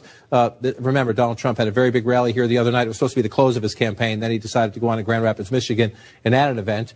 These late campaign stops by Trump, the big criticism has been, does he have the organization? Does he have the nuts and bolts? Does he have the data operation? Does he have the infrastructure? Donald Trump is his own turnout machine to a large degree. The Republican National Committee is mad at me for just saying that. I'm not saying they don't have one, but he is the biggest engine of it. Let's see if he can keep, again, if he doesn't win Manchester, keep it close, and you run it up in the other areas. But I want to say but about New Hampshire because we're nowhere near done here. Hudson, along the the Massachusetts border has become much more populated in recent years. People living right along the Massachusetts border. Hudson, Nashua, we have nothing. I just want to go back in time and check. These are areas where, President Obama won quite handily. You move over here. This is a Republican area, but more of a swing area. Remember, Mitt Romney has a lot of connections in New Hampshire, so he ran stronger in some of these places than one would expect Donald Trump to, except Trump has a good organization there from the primaries. I want to come back to 2016 and come over to the Seacoast. This is largely a Democratic area over here by the Seacoast, and we have nothing yet. We have nothing yet. So I would just say take a breath on New Hampshire, except for the fact that at the moment, Donald Trump has a lead, 36% of the vote. Still plenty of time here as we go through this one in New Hampshire. But let's pull back out and look at the map. I want to look at Wisconsin if we can, because they both made plays for it, and it was not supposed to be. It was not really supposed to be in play. It was not supposed to be in play, except the Trump campaign told us they could make a run at this late, and a lot of people didn't believe them. They had the dysfunction. Let me just tell our viewers, a quarter of the vote is in, 26%, and Trump is ahead 50% to 44%. He's got, more than 40,000 vote lead right now. And again, so you're looking at a lot of these small rural areas. You're going to see this in so many states tonight. They're filling in red. The question is, where are we percentage-wise? In Madison, Dane County, this is the University of Wisconsin. This is a big Democratic area. We're only at 23%. This is key as we go forward. You see the lopsided math here at 23%. As we get 50, 75, 100, Hillary Clinton, if she's going to make up Donald Trump's lead at the moment in Wisconsin, she needs to do it here. Let me pull out and look again as we come around here. Let's come over to Milwaukee and see what we have here. 45%. She's running up a lead pretty big. I just want to see 66 to 28. Let's go back in time and look 68 to 32. So it's comparable. It's comparable. We're at 45% there. The question is, we'll check the math. I'll go and check the math next time I get a chance versus 2012 turnout to see how that's going there. The percentages are about right. The question is, are you getting the turnout you need? We got a big block up here. We have absolutely nothing. We go back and look. This was a Romney area up here, 53-46, about 2.5% of the state population. So we have a ways to go here as you start to watch. Let's just go back in time and look for your big areas of blue. You see all down in here, right? And so you come back up here, we got nothing. So if there's room here, if it comes in as it did in 2012, there's room here for Hillary Clinton to make it up. But again, if you're in the Trump campaign and you're looking at a 5+ point lead in the state of Wisconsin and you're at 27% of the vote, you start to think that late strategy pulled off. And let's just, since we're in the neighborhood, come over here and see where we are in Michigan, 23%. The idea for comparison is to look where the red is, go back in time. All this is in here is traditionally blue. So you've got some red down here that's traditionally blue, and we're at 47% in places like that. Not huge population centers, but it matters if you're in a very close race. If you turn some of these small areas, that's how you make the difference. I just want to come back over here again and look. Oakland County. By the way, we're getting close to the top of the hour. We might be able to make some more projections, but go ahead. Great. Macomb County, again, this is one of my bellwether counties to look at. It's part of the auto industry. It's General Dynamics. This is where Michael Dukakis took the ride in the tank. It's where Ronald Reagan created the so-called legendary Reagan Democrats. If Donald Trump wins Macomb County, that puts him in good standing to be competitive throughout the state of Virginia. And I'm told to go out and check in on Colorado. 53% of the vote. Colorado vote by mail. They count the vote. And it's competitive out here as well. Again, she's ahead a little short of 5 points there, or just above 5 points there, excuse me. But Colorado, 53% of the vote in. Clinton leading there. This race in Colorado will be decided here. Arapahoe County here in the Denver suburbs. And then you come over this way. Jefferson County in the Denver suburbs. I just want to go back and check the historical comparison. 51-50. So running about right there. 53 over here. Running a little behind, but this will be decided in the Denver suburbs. Again, we've talked about this potentially as the year of the Latino. They are key in these counties here. I just want to get it to Denver proper. You see she's running it up in Denver. So of all there's a lot of angst at the Clinton campaign headquarters. Colorado, one of the states at the moment, Wolf, that looks like it's filling in the way the Democrats expected it to. But across the Rust Belt, a lot of anxiety in Brooklyn at the moment. We're only seconds away from the top of the hour. 4 states are closing. Right now, we're going to be able to make a projection. And CNN projects Donald Trump will carry the state of Montana and its 3 electoral votes. Another important win for Donald Trump in Montana. He gets those 3 electoral votes. Every electoral vote will count tonight. Let's get a key race alert right now. Too close to call in several states where the polls have now closed. In Iowa, with its 6 electoral votes, too early to call, no projection there. In Nevada, 6 electoral votes, too early to call, no projection there. Similarly, in Utah, too early to call there, 6 electoral votes. Evan McMullen, a Utah native, a third-party candidate, a conservative. He's making a push in Utah right now. Too early to call there. Let's update the all-important Electoral College map. Where it stands right now, you can see Donald Trump maintains his lead. He has 139 electoral votes compared to Hillary Clinton's 104 electoral votes, 270 needed to be elected president of the United States. Let's get another key race alert right now. All right, here's where the votes stand. Let's start in Florida. 95% of the vote is in. Donald Trump still maintains an impressive 105,000 vote lead over Hillary Clinton. 5% of the vote outstanding, 29 electoral votes. Trump ahead in Florida. In North Carolina, 81% of the vote is in. Trump maintains an impressive 114,000 vote lead over Hillary Clinton. 15 electoral votes. Trump ahead in North Carolina. In Ohio, 67% of the vote is in. Donald Trump has a very impressive, almost 400,000 vote lead over Hillary Clinton. 18 electoral votes at stake in Ohio. In Virginia, 83% of the vote is in. Hillary Clinton all of a sudden has taken a lead, 15,456 vote lead over Donald Trump. 83% of the vote is in. 13 electoral votes in Virginia. Hillary Clinton ahead there. Let's go to Georgia right now. In the state of Georgia, almost half of the vote is in. Donald Trump here too, he has a very impressive lead, 365,000 vote lead over Hillary Clinton. 16 important electoral votes at stake in Georgia right now. In Colorado, 53, more than half of the vote is in. Hillary Clinton has a lead of about 73,000 votes over Donald Trump. 9 electoral votes in the state of Colorado. In Michigan, a quarter of the vote is in. Trump is ahead there, still maintaining a lead of almost 50,000 votes over Hillary Clinton right now. 24% of the vote is in. 16 electoral votes at stake in Michigan. In New Hampshire, 41% of the vote is in. Trump is ahead there as well. 5,297 vote lead over Hillary Clinton. 4 electoral votes. Everyone is critically important in New Hampshire. Trump is ahead in New Hampshire right now. More votes coming in. Let's take a look at Wisconsin. 28% of the vote is in. Trump is ahead in Wisconsin right now by more than 50,000 votes. 10 electoral votes at stake in Wisconsin. In Pennsylvania, third of the vote is in. Hillary Clinton has an impressive lead, 250,000 vote lead over Donald Trump. 20 electoral votes in Pennsylvania. Votes just beginning to come in Arizona. Only 2% of the vote is in. Donald Trump has a lead of 6,600 votes over Hillary Clinton. 11 electoral votes in Arizona. Let's take a look and see nationwide where the popular vote stands right now.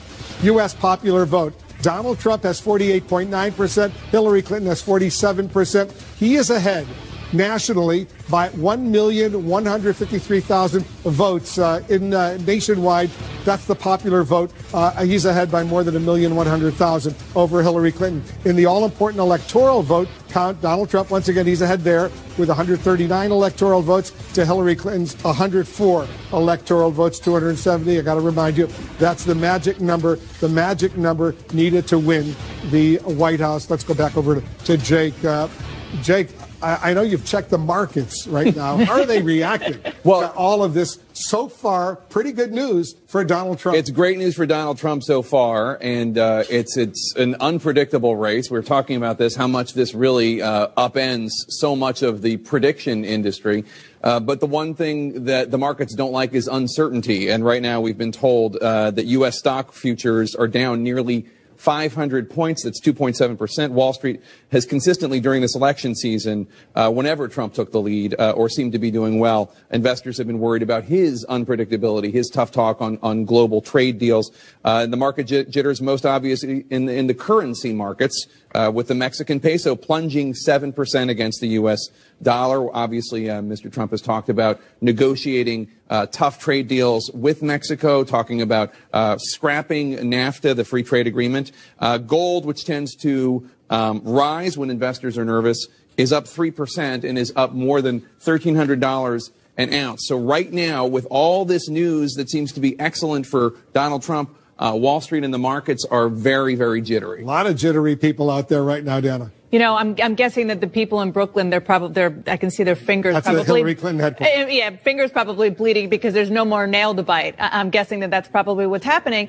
And I think it's really, really important to point to the state of Virginia, because these other battleground states where the candidates, both of them, traveled heavily, okay, you know, we expected those to be close.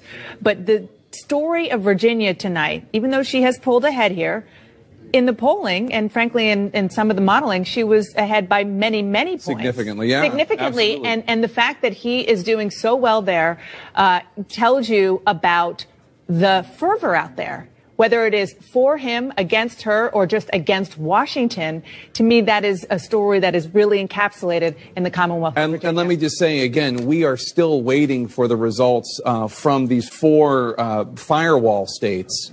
But I don't know what we're going to. I mean, Hillary Clinton needs to hold on to these 4. We still don't know what's going to happen in Michigan, Pennsylvania, Virginia, or New Hampshire. But Donald Trump is competitive in all four of them. And it is entirely possible that there is a wave out there that the pollsters and the predictors and all the vote modelers did not see coming at all. The one thing that I will say about the modelers is I was just talking to somebody who said that with regard to the modeling that both parties do and both campaigns did, that they had it, there was sort of a 2% margin of error, for lack of a better way to say it. Having said that, you know, there is something that is out there that is hard to get with data. And it's just clear that that's true. Those early exit polls showed there were a lot of angry voters out there in the United States. John, let's take a look at North Carolina right now, because that's really emerging as a critically important state. 82% of the vote in North Carolina is in. Donald Trump still maintains the lead, what, of about 120,000 votes. And so you start to get to that point, 120,000 votes, you're thinking, is it at all possible to make that up? So you start looking at the blue population centers. You look out here, they're at 100%. So there's nothing more to be gained for Secretary Clinton there. This is the biggest one here. You come into Mecklenburg County. Still some votes to be gained here. Is it possible? Yeah, sure. There's math there. It's possible to be done, but that's assuming, you know, that she runs it up at the margin she is there. And it also assumes that Donald Trump's not adding. Let's come over here. We're up to 99% in Wake County. Hillary Clinton's winning this county by just what they targeted. We wanted to win this big, 15 points or more. Very successful here. And yet they're getting swamped with turnout elsewhere is what's making this so race. They did exactly what they wanted to do here at 77%. The question is the numbers. We're going to match the numbers up to past campaigns and see if they're getting the percentages right. The question is, did they gin up the turnout? Can she come back here at 17%? You look around. Let's go back in time. I just want to look at some of these rural counties up top here. There's some small counties up here. You're looking, again, let's go back. This is the race before. You're going back here. Let's go back in 16 to see if we have anything here. 80%. So even if you keep going there, you're talking about a couple hundred votes at best when you look up here. So you look at this big population center. Again, this is where the votes are in these areas around here, or in the Raleigh-Durham Research Triangle and the areas around it, 80%. So there are some votes to be counted here, but if you look, come back, pull out to that statewide lead at 83%, that's a tough margin to make up. Doesn't make it impossible. If she's going to make it up, a lot of it's going to have to come from right here in Charlotte and in the suburbs. Again, if you do that math, you're at 43%. If she doubles that, there's 100,000 votes there. If you double it, so it's there. The question is, you start checking these Republican counties.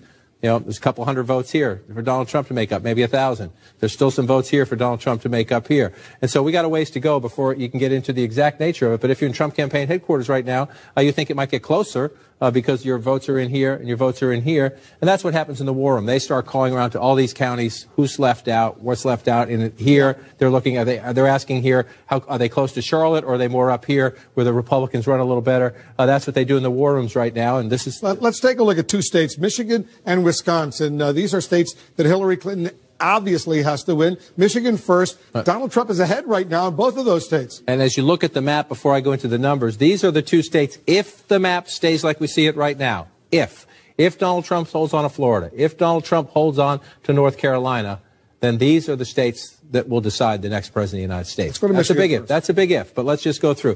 26% of the vote right now, and you're just looking here again. You're up here, Upper Peninsula. You're down through here. Donald Trump is winning. He's got a lead of about 60,000 votes. He's winning areas where the Republican, the conservative needs to win, and he's winning them.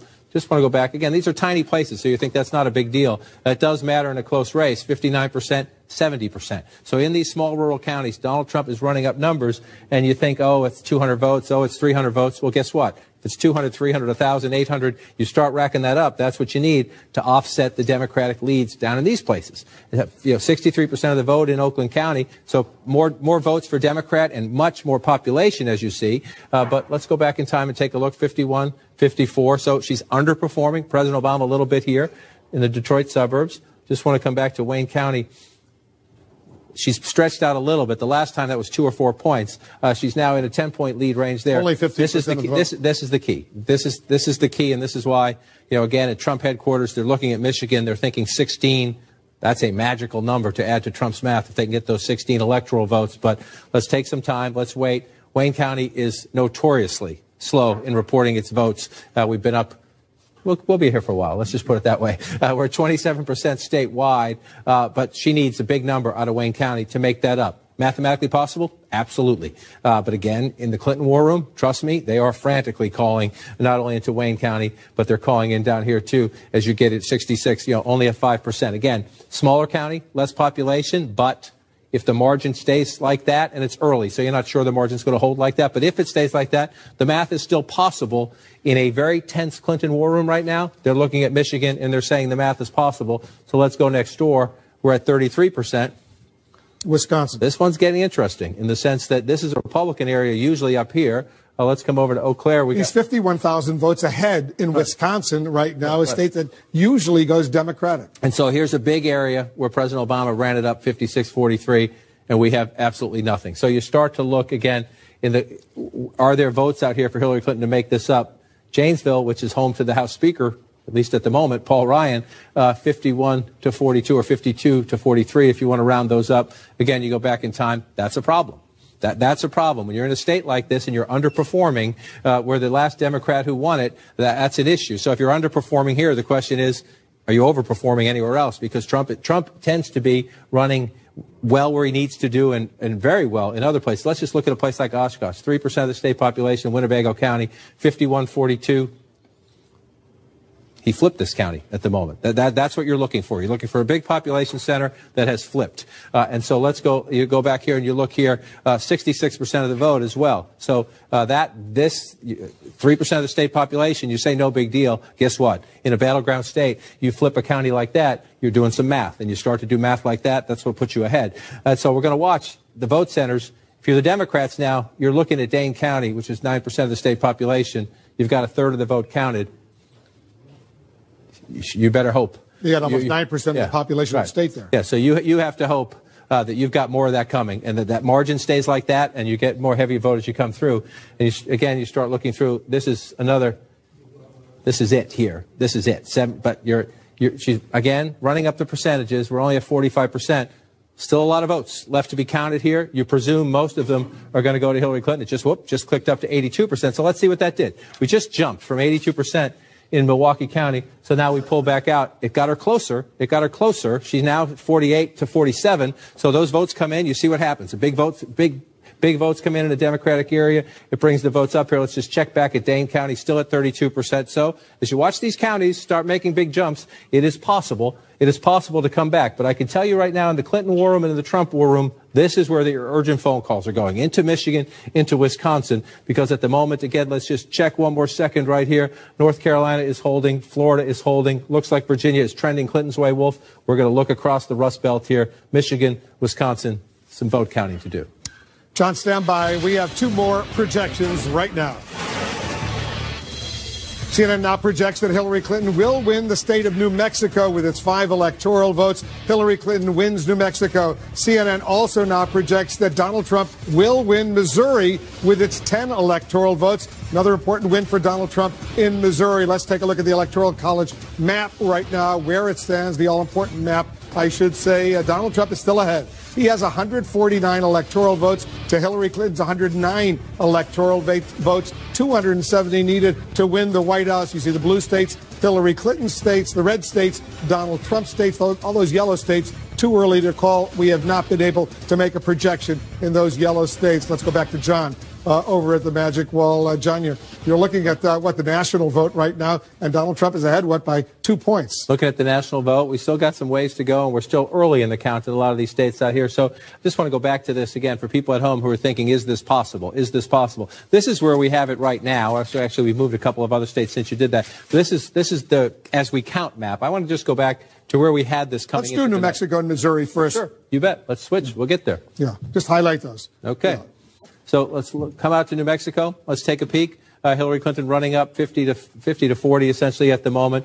These are your major population centers. You're going to come here first. Santa Fe County, back here, Albuquerque. Not a surprise that she took New Mexico. No, it used to be a swing state. George W. Bush won it in one of his elections, but it's become very much a blue state. But so let's go back and look here.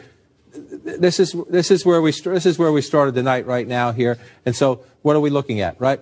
Clinton was at 268. We thought she just wins one state like Nevada. We'll get there, but Democrats think they're going to win Nevada. Most Republicans think they'll win Nevada. We'll see what happens. But the early prognosis on the night was she wins that, holds everything out here. then she could afford to lose Florida. She could afford to lose North Carolina. But we're in a very different conversation right now. Even if we give her Nevada, Trump is favored here.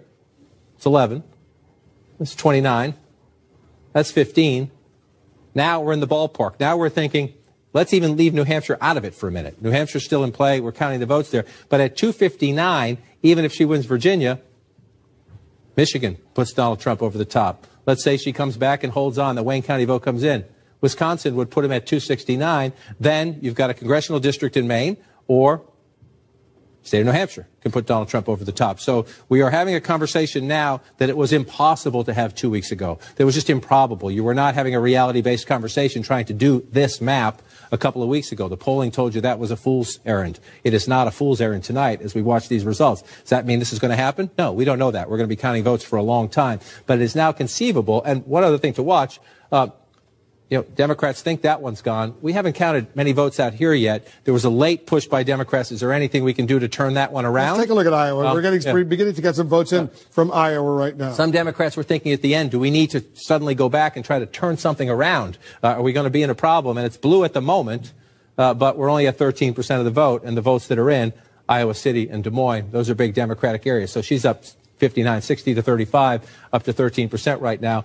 But when I was showing you Michigan, I was saying take a deep breath because all the votes were coming in from conservative areas. Well, in Iowa, there's no reason for Republicans who think they're going to win the state to panic or Democrats to celebrate because we are very early on, and the early votes we're getting, Polk County, which is home to Des Moines, the big Democratic area, Iowa City, College Town out here. She's running it up in the College Town, but only at 2%. So this, again, in electoral college chess, you focus on the big ones. Florida's 29, North Carolina's 15, Michigan's 16, Pennsylvania's 20. Every now and then, the little guys come into play. And we may be counting the votes in Iowa, and we may be watching the votes in New Hampshire deep into the night because we have a different race tonight than we thought we had even just days ago. All right, let's go to the big key battleground states. Let's start in Florida right now. Let's come on down here. We're up to 95%, and it's close. But you get to the point, what are we at, 140, a little shy of that, 130 something? Donald Trump is ahead by about 140,000 votes. So you come down there and you think, are they there? Well, Palm Beach County is up to 97%. So there are more votes here. There aren't that many more votes here. But it almost done. Could be some. You're almost done. If it's, whatever it is, you're adding up 10s or 20. 98% now in Broward County, which essentially tells you at the Clinton campaign war room, there's not much here. You might get some. And again, the size of this gap, if that 2% comes in, it's a decent chunk of votes in a major population center, but it's not enough. So you need a little, somewhere you need a lot. And we're up to 99% here. So there are no more big, giant, empty baskets. So almost all of those three counties, heavily Democratic, they are almost all in. They're almost all in. And so now you're going through, again, now you're calling, I hate to say this, but now is when you're calling in, is there anything outstanding? This is at 100%. You've come in there. Let's come up here, other places, tiny, much more small counties, but they're at 100%. So the issue now at the Clinton campaign headquarters when it comes to Florida, number one, what's left in any of these small counties? And if the math continues this way, is there anything, you're nowhere near automatic recount land. Let's go back to Michigan and Wisconsin, see what's happening right now. First of all, in Michigan. 49 to 48. 50, if you want to round that up to 45, 50 to 45 if you round that up. Again, so you're looking, just go back in time. There's not much of a surprise up here. Marquette, we'll see where the vote comes in. Let's go back and check. Let's see where we are right now. 50 to 43. 56. See, you're seeing, just as I was showing you in Wisconsin, you find every now and then you find that one big county, moderate-sized county. It's not huge, but in a close race, you flip a county like that from past races. You're talking about a chunk of votes that matter. Now let's come down here. This race is going to be decided down here. Oakland County, she's leading. But again, if the final third comes in at that, you're going to make up some votes, but not a lot. And this is what we're waiting for. We're only at 16% in Wayne County, and this has to be not only the margin. If it's this close, 51 to 43, let's just go back in time and look at that. There's no way. If that stays that close, we're waiting for inner city Detroit. If inner city Detroit comes in and blows that away, but if you look at this 73 to 26, if Donald Trump at the end of the night is getting over 40% of the vote in Wayne County, well then, that's a tough night for Democrats in the state of Michigan. So we got to wait. We're only at 16%. Those votes could be coming from out here, down here, more Republican areas. But this is a question of, one, she better turn that percentage around big time if she wants to win Michigan. And number two, where are the votes? That's not a lot of votes. That's not a lot of votes right now. We're only at 16%. But that's a warning sign. I just want to just show you that again because it's a stunner if you look at it. 51% for Hillary Clinton in Wayne County. Tells you everything you need to know about Michigan at the moment. Emphasis on at the moment. Donald Trump always said he would get those so-called Reagan Democrats, that working-class blue-collar voter. Right, and so this is fascinating, and I'd love we'll pour through the Michigan exit polls as we do once that gets higher. Again, you're looking at that right now. If you're at the Clinton campaign headquarters, you are calling your people out here, and you're asking what went on. And to be clear, I know Dana was sharing some of this reporting the other day as well. Democrats out here have been calling the Clinton campaign for months, not just weeks, but for months, saying you need to tend to the garden. You think you have this one for granted. You're just taking this for granted, thinking you're going to win it. You better get out here. And the Clinton campaign late did get out there, but if this keeps going this way, one of the criticisms after will be that they took the so-called blue wall, which is these states they've won since 1992, 240, last 6 presidential elections, 242 electoral votes. They include Wisconsin. They include Michigan. They include Pennsylvania, which looks good for Clinton at the moment. If these stay like this, she's going to have Trump's anti-trade message, like Bernie Sanders' anti-trade message, seems to have resonated in Michigan. Let's go to Wisconsin. Make a key point. Before I do that, I just want to do one thing, because you just make a key point. I know the experts on the other side of the room, and they're right. Primary wounds very rarely carry over to the general election. So you can lose a state in the primary, or, Hillary Clinton won a lot of southern states in the primaries that she's not winning tonight. But Democratic primary, these are Bernie Sanders states. Both of them. And so as we go through this tonight, to your point, I did that because of your point about the trade message. Yeah, all right. And you want to go Wisconsin? Stand by. Let's do Wisconsin in a moment. Got to take a quick break. This presidential race turning out to be a real nail-biter. We're following close contests in multiple battlegrounds right now, including Michigan and Wisconsin. 2 states surprisingly very much at play right now. More results right after this quick break.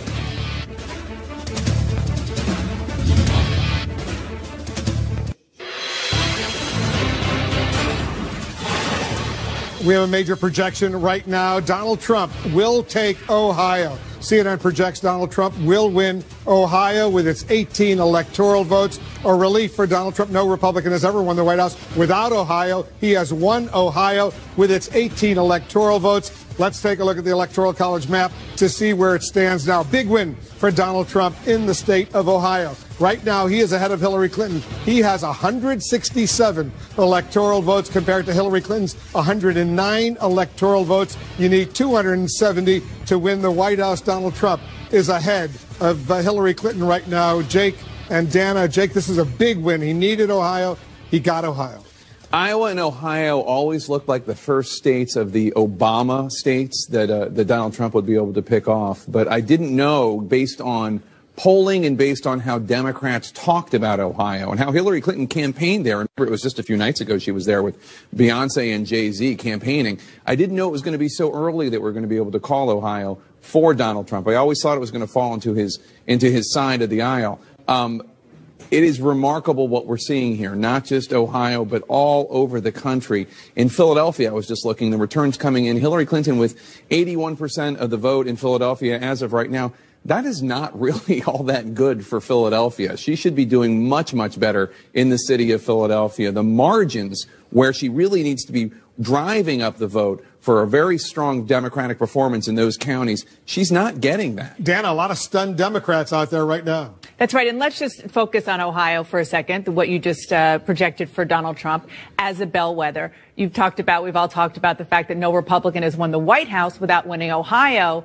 But given where we are tonight, and another interesting statistic is that no Republican has ever won Ohio without winning the White House since Richard Nixon in 1960. So there is a very long history of Ohio predicting the president, no matter where which party he is in. The other point I think is important to make is that Donald Trump, we are projecting to win Ohio, no thanks to the sitting Republican governor in Ohio, John Kasich, Donald Trump's former rival for the presidential nomination. John Kasich made it very, very clear, very loudly, that he did not think Trump was the right person for the party, the right person to lead the country, sat out of the convention, even though it was in his home state. And we should also note, Donald Trump, obviously, all the victories that Donald Trump has this evening, Donald Trump gets the credit for. But we should also note that when there's all this talk about how Hillary Clinton had a ground game and Donald Trump did not, the Republican National Committee has had boots on the ground for years now, right. and they have had a great ground game, and Donald Trump has been using that. So He it's was not the as beneficiary. it's not as though all these victories that we're seeing came just because you got a lot of help from you got a lot of help from the RNC. Absolutely. All right, we've got another key race alert right now.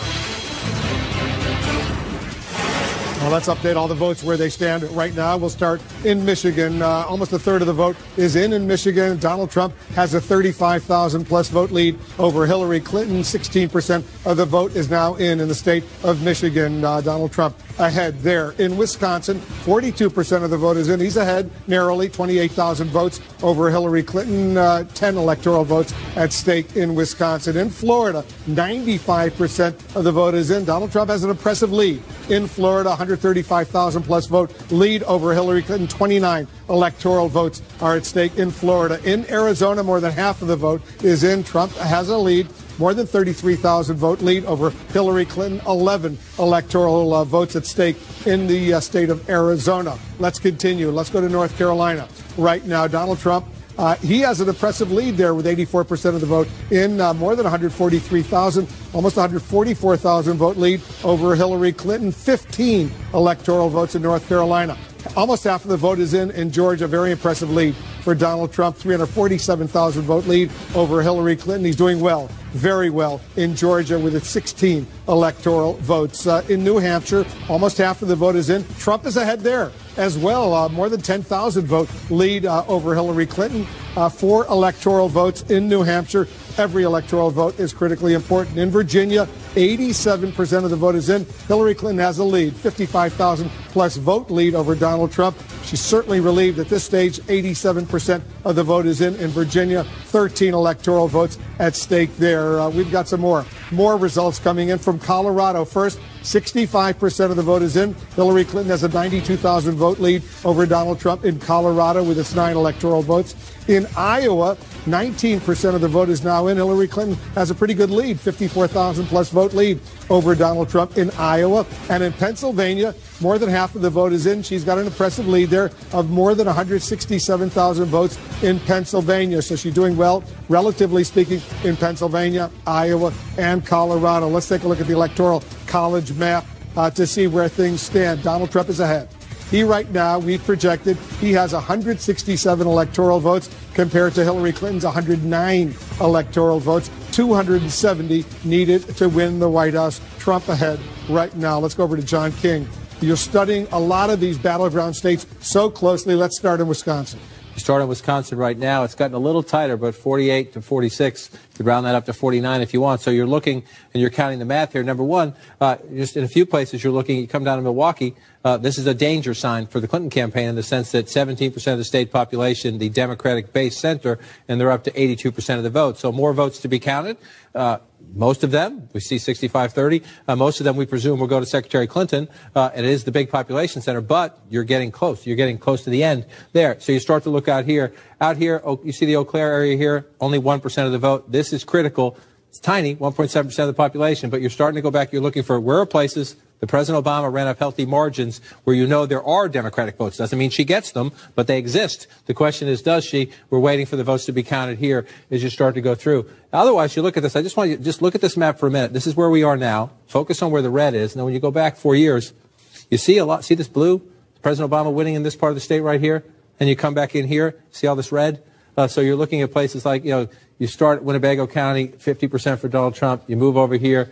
These are tiny, tiny counties, but it adds up. You start to go through them. These were blue 4 years ago, and now you're looking at them at the moment. We're still counting votes. So a lot of these counties, some I just went to, where was I? 10% of the votes there. So that doesn't, those numbers don't mean much. But if you're watching flipping counties within states, you look at that, all that blue down here. Look at all that blue down here 4 years ago. It's a lot of red at the moment. And so 42% statewide counted. We got a ways to go. It's more than competitive, especially at only 42% of the vote. But this is he's got a 30,000 vote lead right now. But this is a tough battle again. And this is. Anyone say a month ago? Anyone say a month ago we were going to be counting the votes in Wisconsin late into the night? Number one, and again, the criticism is going to be here that even if she pulls some of these states out, the criticism is going to be that you ignored your friends. These are friendly Democratic states that have been Democratic for quite a long time, and look how close they are tonight. That's not to take anything away from Donald Trump. Donald Trump went into these states. He campaigned in these states. He's selling his economic message in these states. He's selling change in these states. But these are not states where the Clinton campaign was repeatedly visiting in the parts of the campaign when they could have and should have. So you're looking at 51-43 right now in Oakland County. Just trying to see what's left out there, Wolf, as I go through some of these states, just trying to do the math of is it possible. We were down here earlier, and it was much closer. A bunch of votes came in Wayne County. That's what made Michigan. Third of the vote in Wayne County now in. And Michigan's a little tighter because of that, because this went back to a more traditional Wayne County. But still, when you go back in time, Donald Trump at just shy of 34% there. Mitt Romney got 26%. So, again, we'll see where we get. We're only at 34%, and it has changed. Let's see how we get as it comes in. That Wayne County, again, notoriously late for coming in later. I'm not criticizing Wayne County. It's just later as they come into the state. But you're looking at this. Donald Trump is doing what he has to do. Again, compared to 4 years ago. See all that red up here in the Upper Peninsula, up here in the northern part of what they call the mitten, if you will. See, put the hand up there. See, running it up. Still some places up here where President Obama did well that at the moment Donald Trump is leading, and that can make the difference. Again, it's a tiny little county, but that 1,000 votes can make the difference in a close state when you get down to a battleground like this. Goes to show you every vote counts. Let's go to Colorado right now. Colorado is close. 65% of the vote is in. Hillary Clinton is ahead by, about 89,000 votes. About 89,000 votes. And so you're looking at what are we missing. And so, again, most of this state is won here, unless this is very close. Then the smaller counties fill it in. So let's just check around here. Adams County, 9% of the state population. These Denver suburbs are critically important to how this state has shifted from reliably Republican to swing state to what many Democrats had hoped would be leaning blue. 50% of the vote there. Just want to go back and check. 57% for President Obama. This is a pattern we're seeing now in a lot of places where Donald Trump is running more competitive. You move down here to Arapahoe County, vibrant Tea Party here. It's a Democratic county, but there is a vibrant Tea Party as well. It's a tug-of-war county, a swing county. Hillary Clinton at 53%. That's more in line with the Obama performance. I just want to, Wolf, come over here. She's doing fine in Denver City. Check the math, the numbers of the turnout. Jefferson County, this is one of your classic swing counties in the United States. She's winning at 50% there. 51%. So this one, Colorado is filling in a way that I'm not saying we haven't called this state yet. We've got a lot of votes to count, but this one is filling in a way. Colorado, you look at the 5-point margin there, right? She's built up her lead to about 91,000 votes right now. Let's go to Iowa. I just wanted to check. That's a 5-point state, and that one's filling in. Is got a ways to go, but it looks like it's filling in the way the Democrats expected it to. Iowa, we have Clinton ahead early, but I just want to be very cautious here. Number one, I don't know a lot of Democrats in Iowa who are confident they're going to pull Iowa out. Doesn't mean they won't. She has this lead here now. We're up at 21%. But remember, a lot of what you see empty here, especially out in the western part of the state, is going to fill in red. The question is, as we just went through to the east in Wisconsin and Michigan, these are blue for President Obama. When we get there later tonight, let's see what they are, because that could be the difference if this stays close. But right now, the votes that we do have are in Democratic population centers. So she's running it up big in the Iowa City area. She's running it up big in Cedar Rapids, but it's only 1% of the vote. And we have Polk County as your biggest center here, where Des Moines is. She's running it up big. So if you're the Democrats and you're looking at the map, you like what you see right now, but we're at 21%. We'll see.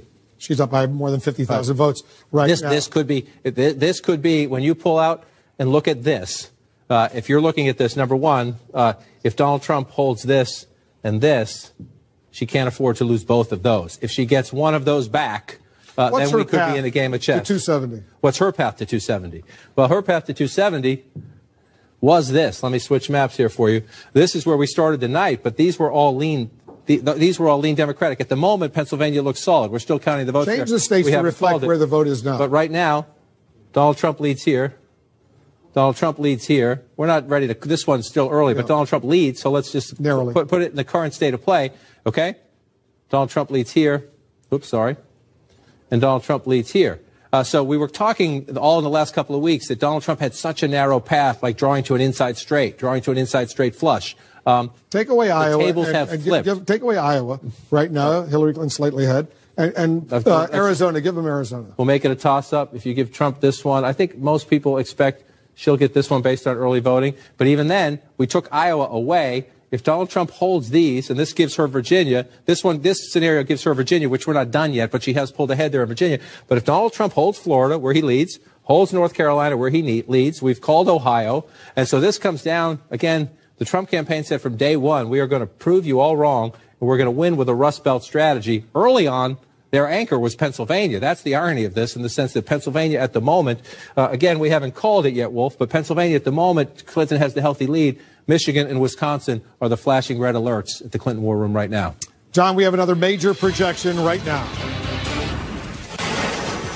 And CNN can't project that Virginia, the Commonwealth of Virginia, will go to Hillary Clinton. 13 electoral votes in Virginia.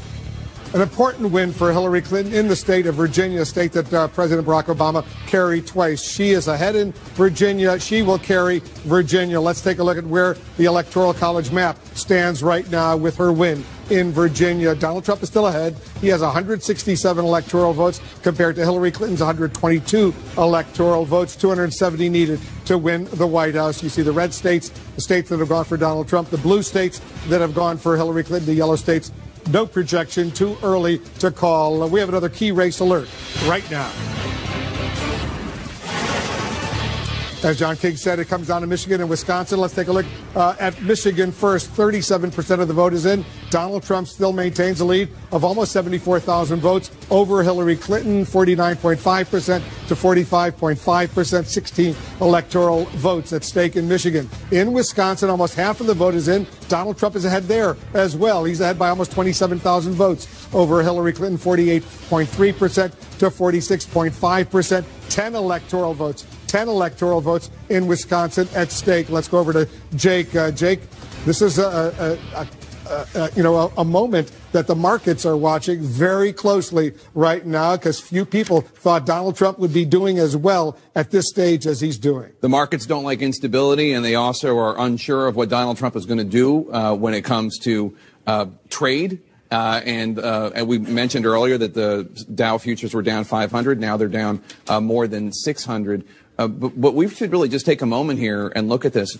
Pollsters predicted that Hillary Clinton was going to have not just a victory, but that she was going to win an electoral landslide. Not only is that not happening, it is entirely possible that Donald Trump is truly redrawing the map the way that he said he was going to. He was going to redraw the map from Wisconsin and Michigan to Ohio and Iowa. And we're winning over those white working class voters that feel the Democratic Party and Republican elites in Washington have ignored them for too long. Right now, he seems on his way to actually doing that. And in a word, it was Donald Trump versus almost all the experts. And as of right now, it looks like Donald Trump was right. Yeah, he's doing something amazing right now. As he himself said, he said, don't believe all those polls. That's right. And let's just talk about the Midwest, upper Midwest, Michigan and Wisconsin. People initially thought when Donald Trump went into Michigan that it was a fool's errand because it was such a safely blue state. Then the numbers started to shrink. I started to hear, I'm sure you did too, from Democrats. There you go. Look at Michigan right now. He's up. Donald Trump is up by 57,420 votes, with just 38% of the vote in. But still, this is a blue state. This is the state that the Clinton campaign should have had in the bank a long time ago. And this is the other thing that is really stunning to Democrats. Wisconsin, I think we can put that up there as well. Wisconsin is a state that has not gone Republican in decades. They didn't spend a lot of time there.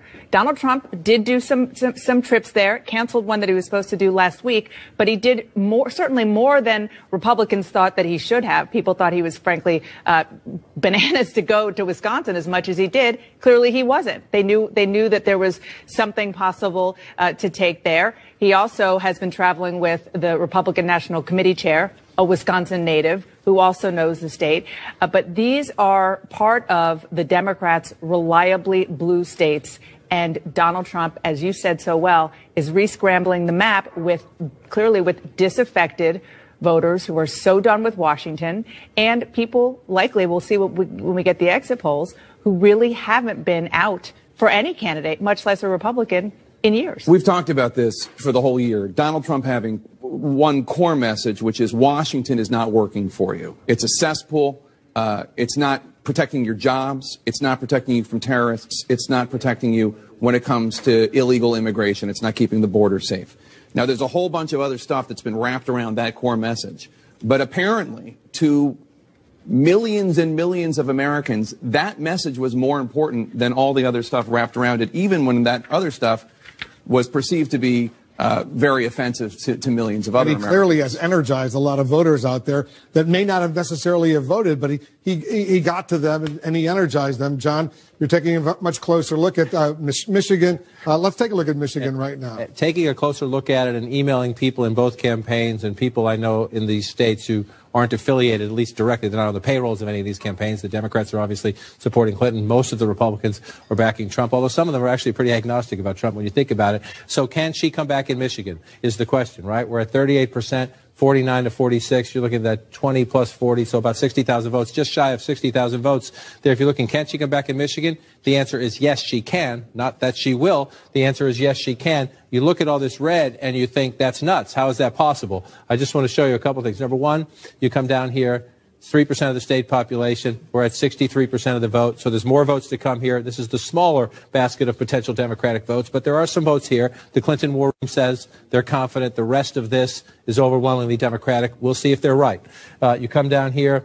We're going to come over here to Detroit, Wayne County. This is still a stunner to me that this is that close. It was much closer earlier on.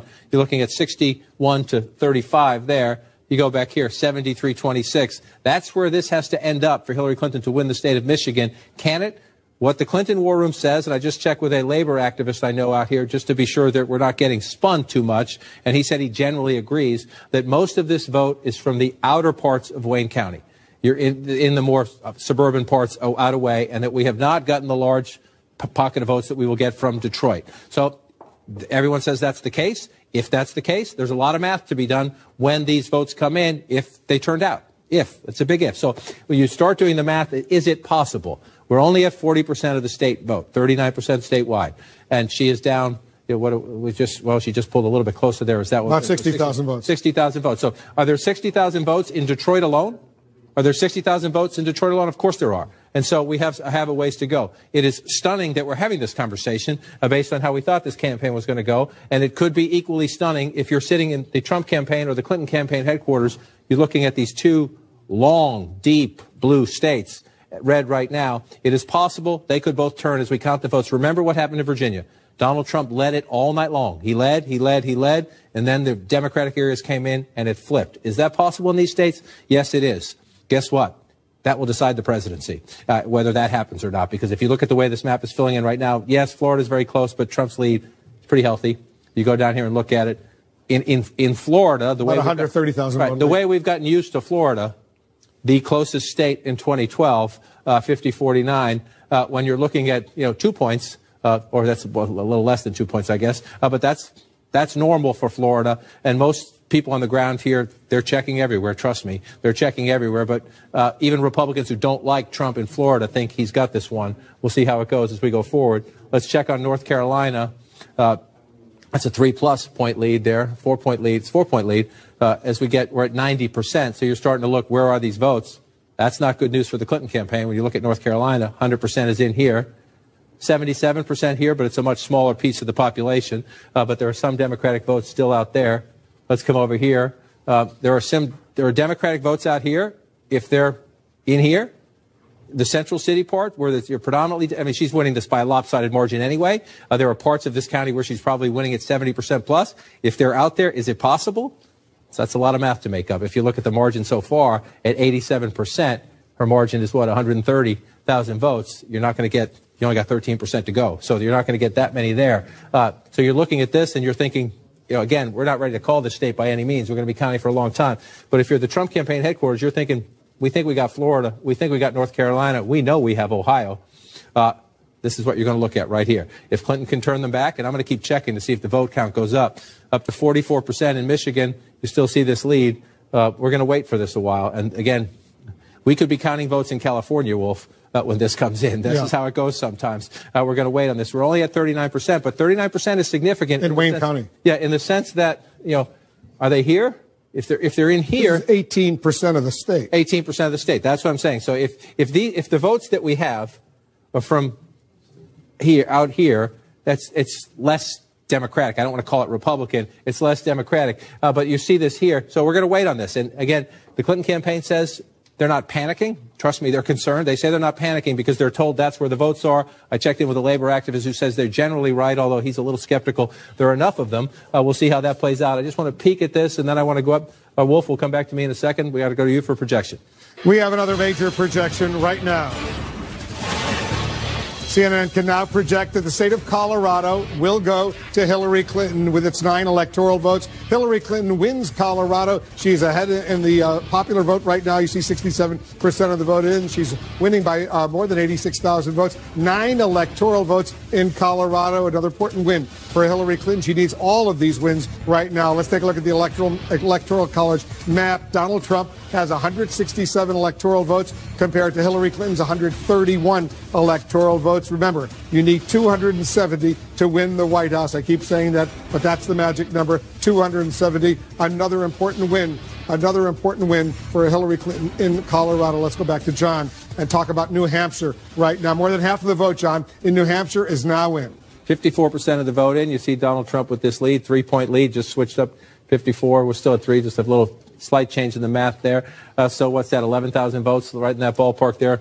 So Trump is in the lead. He's got a lead there. Okay. Are there any encouraging signs outstanding for Hillary Clinton in New Hampshire? I wouldn't call anything encouraging for Hillary Clinton at the moment, to be honest with you, my friend. But yes, are there places when you look at New Hampshire that tells you this was a Republican county 4 years ago, but this is where I meant to tap Nashua City. Nashua City is just shy of 7% of the population. This is a Democratic area if she wins it. We've seen Donald Trump flipping some areas tonight. This, if you go back in time to 2012, 56 to 42, 6% of the state population. So if you look at what the margin is right now, there are enough votes even just right here if she performs. That's been the question, and we've gone state by state to see is she performing in these Democratic areas. That's one of them. I want to come over here to the seacoast. Sorry, I touched Maine. When you get right out here to the edge, let me stretch it out a little bit and make it easier for me. Portsmouth, another area here, just shy of 2% of the state population.